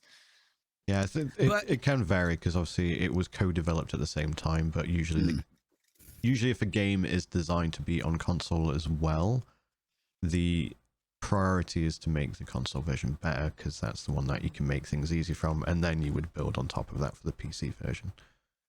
Just the architecture of the newer consoles, a lot of people go, well, PCs are lead, and then we will just tune down some of the graphical things so it'll run on I don't know, there's no better way. I feel like these days with like in the age of the PS5, I feel like in the age of the PS5 and what the fuck are we on with the Xbox? I don't know. I don't have an Xbox. Is it fine on PS5? The PS5 runs really well. That's what I was trying to say is that there are certain games like, for example, what is it? Some of them are the newer releases that are more high fidelity. If it's going to be available on PS5, I'm probably going to opt for that. Just because like I have a 30 series in my as my graphics card for my computer, but it's just certain games just feel like it might be a better option. Generally, I would say it is. 5. Because they go with the console, especially if it was developed for the console. Yeah, because they only have to obviously meet one set of specifications in terms of the hardware. They're all over. That's what I mean. Because like before, I mean, up until recently, I only had a 1080. So like a lot of the higher, like I remember when I was trying to stream Resident Evil Village, and even though it looked fine on my end, it was so high. Like I don't have a second computer like you do, but like for streaming. So everything's just on the one machine, and I remember I had to turn it down to like 30 FPS in order for it to stop stuttering on my actual stream. Yeah, no, I had the same problem with Diablo 4 recently. I actually had to turn aspects of my stream off. So for example, I usually have like a frame with 2 like health orbs on the cam frame that fill up when you get donations and follows and shit like that. And I had to turn all of that off because if that was on at the same time, the stream would stutter, even though the gameplay for me was absolutely fine. Well, even the newer one, Resident Evil 4, which I know we're going to talk about soon. Like I was having some stuttering issues that came out. They came out of nowhere, though. That's what was so odd was that the game was running fine, and I had it like I always have, you know, multiple screens pulled up, you know, so I could see it on like a computer, on another computer. As well as like, you know, having my own OBS, and on OBS, it was looking kind of stuttery. And then but on the actual stream itself, it looked fine. So it's really, so with higher fidelity games, like, and these newer releases, especially if they've been developed for a console, for PS5, for example, because that's all I have, I'm just going to opt for the PS5 if I have the choice. Convenience. I mean, that's why people use console, convenience. Yeah. It's understandable that a brand new game that they developed from the ground up doesn't run very well. In this case with Last of Us, I feel like the game was specifically like even the original was like the remaster. Oh my god! Now I realize they really the joke is this game. They've been working on this game for 75 years and it still doesn't run. But if to my understanding, the Last of Us franchise was always just developed for the PlayStation. So yes. I mean, I'm not defending it whatsoever. I mean, it's unacceptable that it was released in this state. Especially with the spotlight they have on it now because of the series. Exactly, because of the show, yeah. So you'd think they'd want to get this nailed. It's like, oh shit, we just pulled in this brand new audience who now wants to play our game. Let's give them a shit game. I try to give people the benefit of the doubt, and like, you know, possibly it's because this was such a shoddy release that the game was entirely developed specifically for the PlayStation consoles, because the original one came out on PS3 and then they re-released it for PS4 and then they re-released it again on PS5. Yeah. So speaking of Resident Evil 4, Peachy, Hope, take the lead. How is it? It's great. I'm only on chapter 6 right now. I was playing it all last week, and it's probably one of the best remasters or remakes and I've played in a long time. Mhm. They've improved upon the older, some of the flaws that were in the gameplay in the original. Like you can actually walk and shoot. Right. Incredible.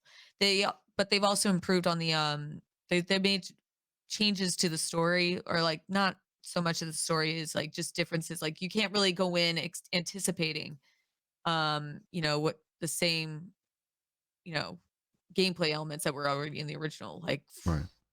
um They've they're adapted it very to subtle. modern audiences. Yeah, exactly. It's definitely scary. I think it's scarier. Like the original one wasn't that scary to me, and this one is. I've only just gotten to the castle, so I'm only in chapter. Is that chapter 6? I don't know. I always forget.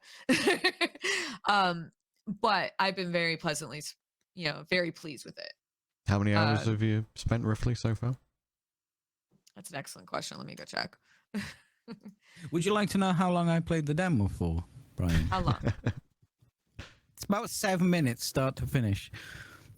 This is the world's shortest demo. It took me It's very short. so much longer to download that than play it. I was like annoyed that I spent time downloading that to play it. It's fine. There was nothing wrong. I was like, oh yeah, this is just them going, hey, look, it's good.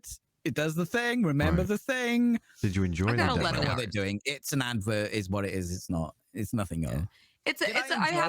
I have 11 hours logged on. But that's obvious. You might want to subtract like maybe 2 or 3 for like actual gameplay, because pausing it, Right. getting while I've been streaming, and like also I'm one of those. I'm really anal about like exploration, No, and I that's still fair. manage to miss. I always still manage to miss things.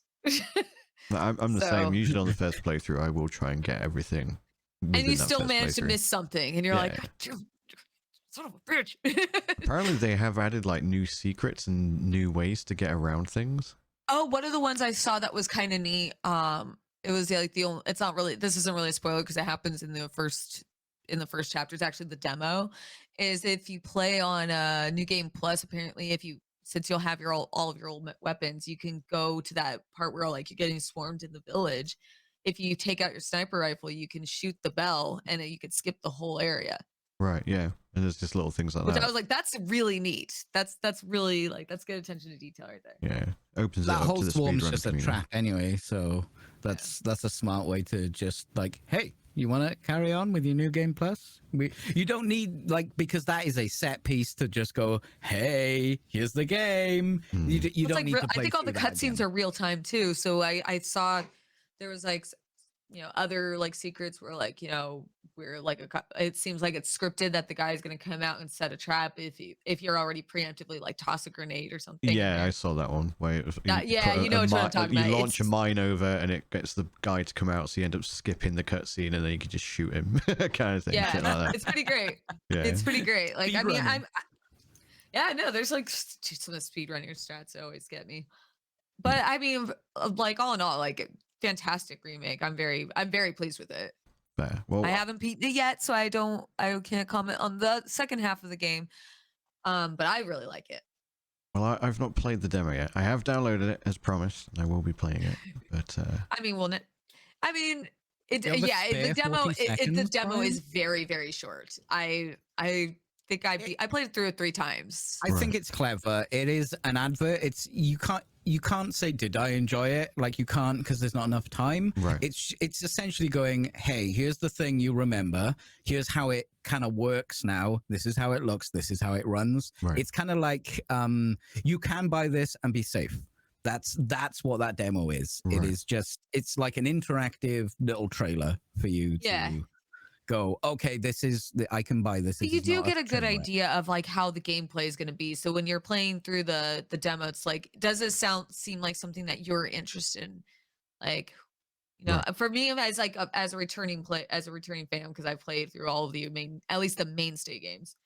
I played through. I was going to play through the original before the game came out, but I had other things come up, so that didn't happen.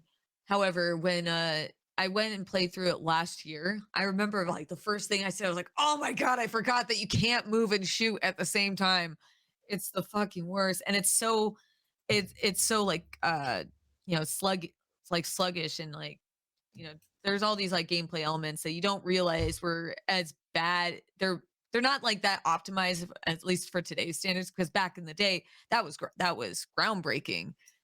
Yeah, but So- I think they tried to make you a bit sluggish, right? To make you scared. And the demo does show that even though you've got more movement and it doesn't feel as stiff, you're still scared. You're not like a murder god. But in comparison, the demo kind of shows it too. The swarms, the hordes are like, they're like next level in this game, like in comparison to the There's original. so many. It was cool, but I it just wasn't long enough to enjoy it. I played through chapter 2, and there's this area that like you can just, it's the beginning of chapter 2. I'm sure most people know which area I'm talking about, where you can snipe the guys in, at the beginning, and you have to go, solve the puzzle, collect the item, fetch this. And I went down, I'm like, oh yeah, I'll just go and like snipe as many as I can, go down, knock out the rest, collect, get all the loot, and then go grab everything once the horde dies down. They don't stop coming. Right. And I even left at one point, and there's a clip of me when I went back. I was like, I'm gonna go back and get the loot that I left, and maybe like I can go like actually properly look around the area. Came back, they're still there, and they still keep coming. Still, like a factory they keep producing coming. them. Yeah. It's a case of me being greedy. I just really wanted all that loot, and I died miserably. Fair. But like they don't stop coming in front of everyone, in front of the internet. God damn it. But yeah, I'll play the demo and see if it's helpful in making me or allowing me to make an informed purchase decision, and then if I end up getting it, can talk about it in full. I'd like to see more of these interactive trailer type things for the game. Vertical slice, short, so it's not a train wreck. I'm actually a fan, even though I'm like whatever. Like I'm actually a fan of them doing that, and I'd like to see more AAA. I would rather be like a proper demo though of what is in the game. I do, because I want more gameplay out of my free time. But like, if the option is no demo and you just got to buy the game, or this little vertical slice that it just calms you. You go, oh, I'm not gonna lose 60 quid here for buying this. Good thing about the at least that demo in particular, they added secrets even in that one too. Like apparently there was like one that if you dropped all of your gear, you emptied your whole gear suit briefcase, whatever, right before you enter the village, and then you go to the right, and there's a grate that's actually open that's normally closed, and you can go down, you'll get like a bunch more, you'll get a TMP, which gives you like another like avenue of playing through it. And then some people found out there's like not so much of a Konami code, but essentially it's a Konami code where you can unlock the Mad Chainsaw mode. So they had like other things there, other features in it. But if unless you just like went straight in and just played through it. So it gave you replayability for a demo, which was really neat for them to do. That's more effort than you would expect for what that was. That's cool. It's impressive. It's a good concept. I'd like to see that for other games, because you don't get demos very often. I mean, you do if you play proper games like me that aren't all AAA sheeple. But no, for those top end, you don't get your little PlayStation disc where you can get sometimes they'll put the whole game on there, and if you hack it, you can play the whole fucking game. There has been a resurgence of demos in the last 2 years. Next Fest is fucking crushing it to the point where, like, when I first started covering Next Fest on stream, I'd cover all the games. Now I can cover like 7%, if that. Yeah, there's a lot. A hell of a lot. Speaking of a lot, there's more games to discuss. Counter-Strike 2 actually got announced by Valve with a very, very informative tweet, which consisted of Counter-Strike 2, full stop. That was it. That was their announcement. They were like, yeah, it exists. Actually, it does. I'm not a huge player of Counter-Strike nowadays by any means, but I like what they're introducing to the people who are. Like the smoke effects, where it can actually react to like bullets and other explosions and stuff like that. And the training tools in there as well for like bouncing your nades. There's no skybox to bounce your grenades off anymore. You can just throw from one end to the other. Mm-hmm. All I've heard is that the movement is not quite 100% there. and it seems like they're trying to recreate most of that kind of game feel from Go. So there's probably some work there. This is from the War Owl. I do enjoy watching the War Owl, and he's been playing it a lot, and he's like, this is going somewhere. They just need, there's something about the movement, and I would trust him because he's been playing this game for so long. It could use some fine tuning. Yeah, it sounds like it's going to be the next evolution, and then there won't be any more because Valve can't count to 3. Yeah, I think everyone in our chat's probably made that same joke. But yeah, it's None of mine have. You're slacking, boys. You're letting the team down. But yeah, like it's got a 2 in the title, which means that it's the last version of the game you'll ever see again because it's made by Valve. But yeah, I just thought I'd like mention that since we obviously had rumors in the prior episode, but now it's officially a thing. I think it's coming into a beta soon. I know some influencers closed at the moment. Yeah, I think some influencers have had access, but that's about it. Redfall is in like the preview stage. It's about to come out. A lot of early access reporters and whatnot have got access to it. It's supposed to be one of Xbox's like big games to sell consoles, and apparently it's very, very okay. I kind of figured. That's upsetting, isn't it? I misspoke earlier when I mentioned what I do. I meant to say transcription, not interpreting. I transcribed for the announcement for Redfall, and so when I was working on that, I was like, this looks fine. Yeah. The fact that knowing it came out, it's like it's very okay. It does. I'm okay with it okay, being. It looks very okay. Not a bad thing. No, that's not a negative thing to say. It's saying that I'm not very impressed, but for what it is, it looks kind of neat. Yeah, so not super neat, not awesome. It's a co-op, and neat. That lives and dies on people getting hooked on that game, right? Yeah, so apparently you can play it single player. Apparently it's a bit dull single player. Apparently the AI is very similar to the previous game that they recently did. Oh, what's it called? It's a weird game for Arcane to tackle. Like it is, but yeah. I think what I think is I think it's the same as like Back 4 Blood. This strikes me as like there are still developers trying to fill the hole that lack. We don't have a Left 4 Dead 3. We never got one. Maybe their genre is dead because Dark Tide's kind of sledging a bit. Yeah, that's what I'm saying too. Is that maybe it is a dead genre at this point. But that's what it struck me is when I first saw it. Is that it reminded me again like how Back 4 Blood was supposed to be a spiritual successor for Left 4 Dead. And then, I kind of got the same vibe from this one. Just like even the aesthetics and like the whole setting kind of made me feel that way. Just something a little different, but, still like a little spooky-ish. Yeah, it could be just like the genre is just not, it's not necessary. It just looks very, it looks, like I said, it looks kind of neat, but not, Arcane do but good not super work. neat. So it's probably competent, but we'll just have to see, I guess. Yeah, I feel like if they're steering away from what they know, I suspect they're probably doing it because they're trying to expand not just in terms of a studio, but in terms of audience.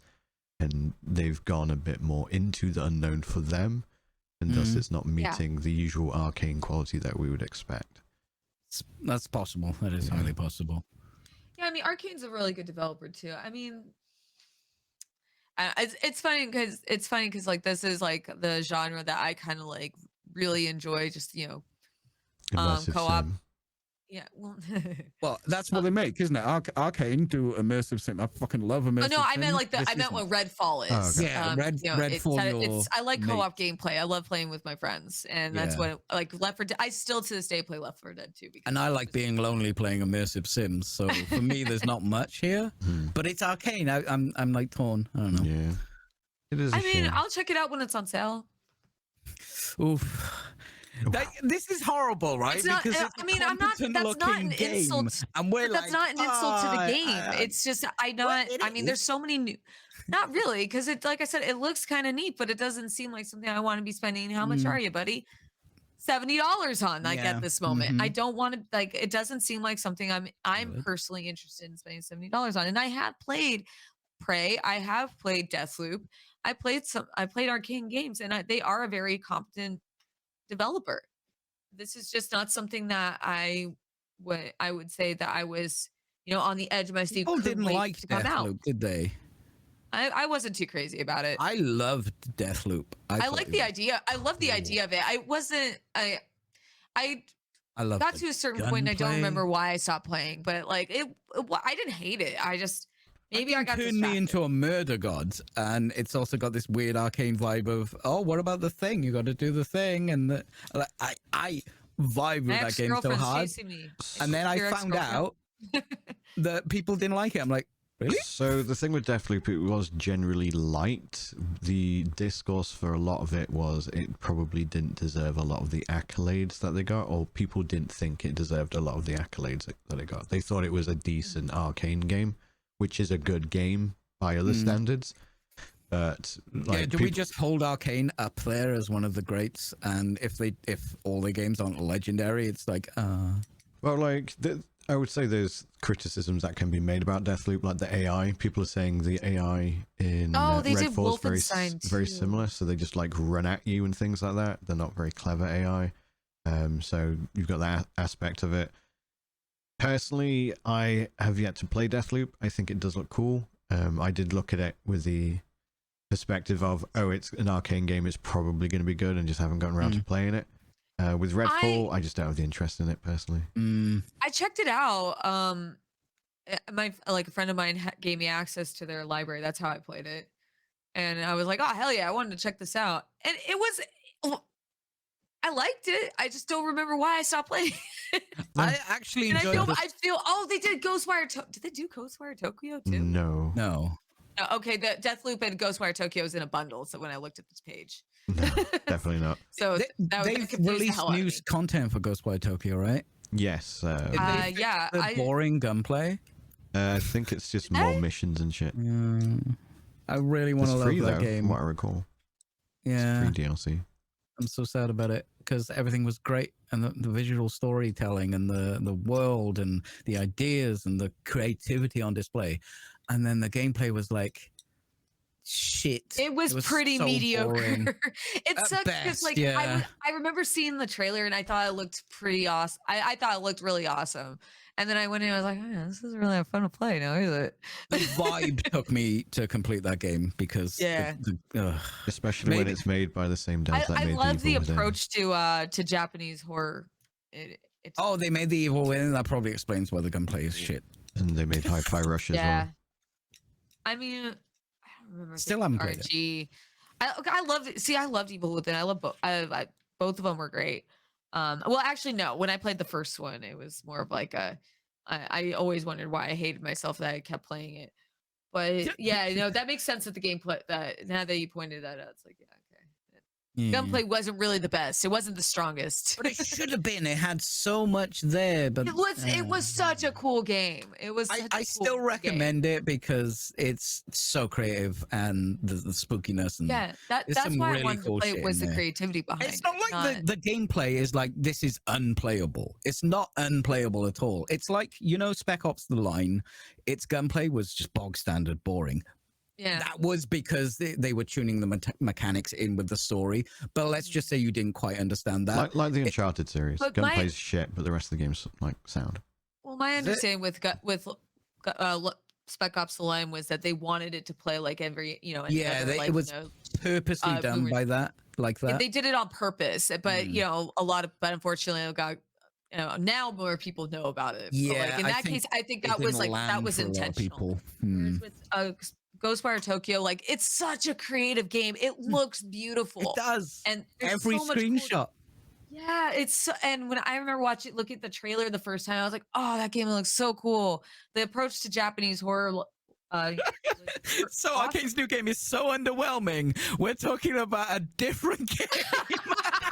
That's why I've just been nodding and smiling this entire time. So I'm like, when... Sorry, Brian. No. I'm sorry. This is to be fair, guys, this was my fault. I went to look at the Deathloop store page. Oh my god, I can't even talk now. I'm like, and I looked down. It said complete your collection, buy Deathloop plus Ghostwire Tokyo bundle, and I was like, my brain. I forgot that Tango worked on Ghostwire. I was like, did Arcane do that? Yeah. No, not true. And it was just I weird loved where it went. It tickled me. Yeah. There we go. That's how It's middle like, of the oh, let's road talk about it this seems to us. cooler game. Speaking of You know games, what? then, Oh, there is two more that I'd like to briefly touch on. Okay. One of them's not actually a game that exists, but Teenage Mutant Ninja Turtles Ronin is allegedly rumored to be a thing. If you're not familiar, that was a run of comics about the Teenage Mutant Ninja Turtles where all but one of the turtles was murdered, and then the one that Ooh. survives just becomes like all of them. He uses all of their weapons. You don't know which one he is. He just goes all samurai Ronin shit, and just like that's the comic. And they're apparently gonna allegedly make a game on that format. Interesting. I don't People give a say a massive lot. shit Raphael. about Teenage Mutant Ninja Turtles, but that does sound cool. What?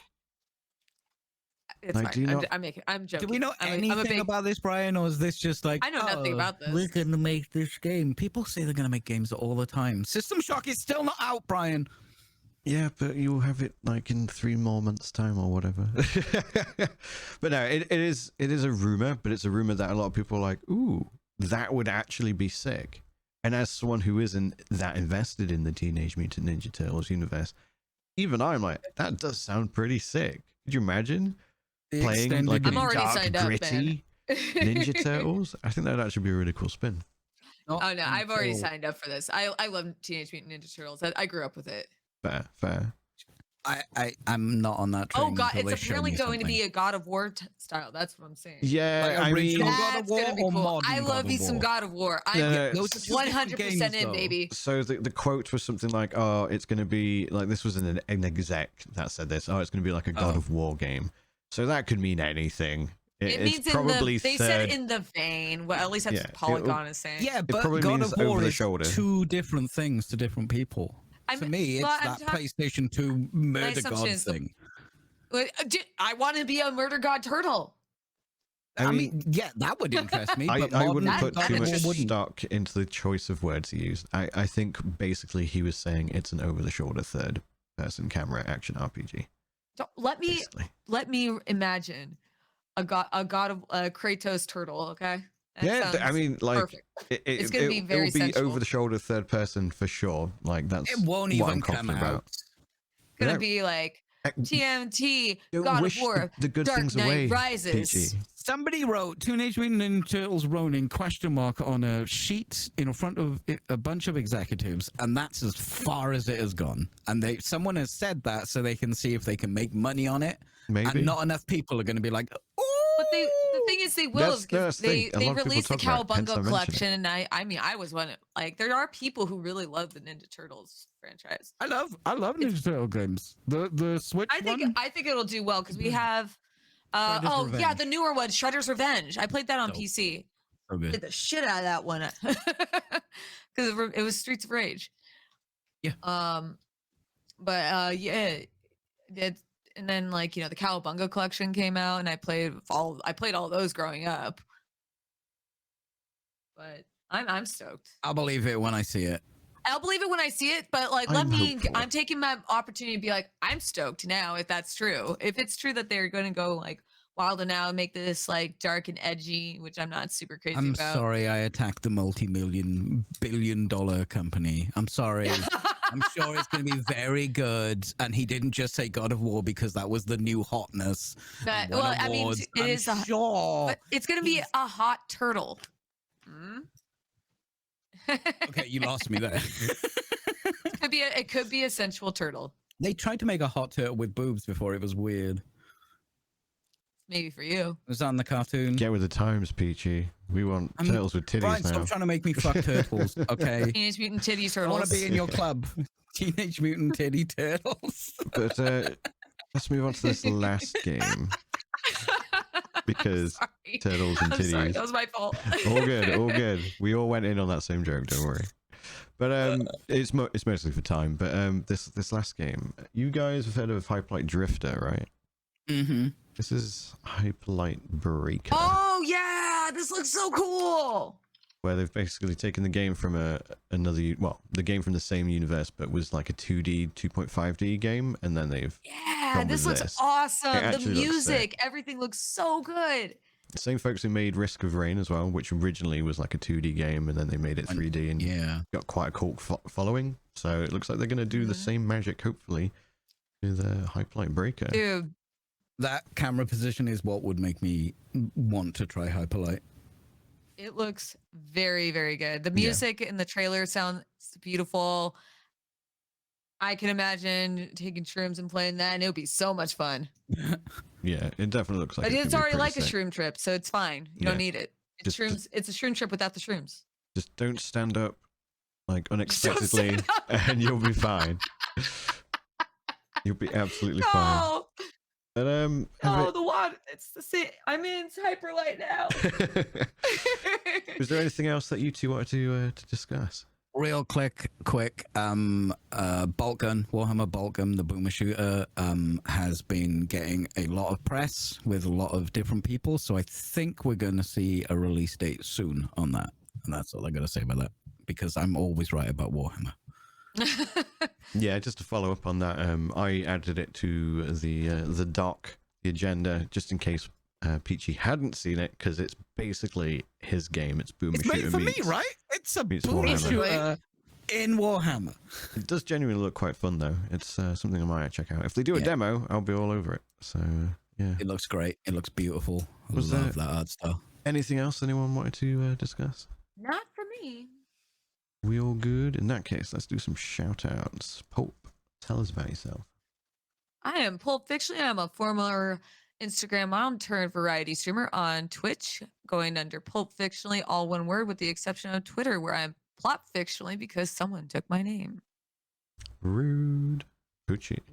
I'm Peachy Pixelate. I have multiple Instagram accounts, and I can't remember which is my actual one at this point. I'm afraid to ask, so follow me on Twitter or Twitch, Peachy Pixelate.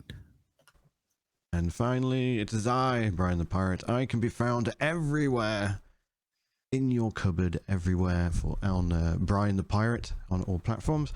I will be streaming the 7-minute Resident Evil 4 demo tomorrow, probably at some point, and then likely move into some Last Epoch thereafter. If you haven't already, I highly recommend you follow us on all platforms. So we're on Twitter, we're on iTunes or Apple Podcasts, we're on Spotify, we're on YouTube, which is a very good place to watch these if you can't watch them live. Thank you to my co-hosts. You've been beautiful. I've been great. Thank you to those watching. Farewell. We'll remember you. See you next time. Bye.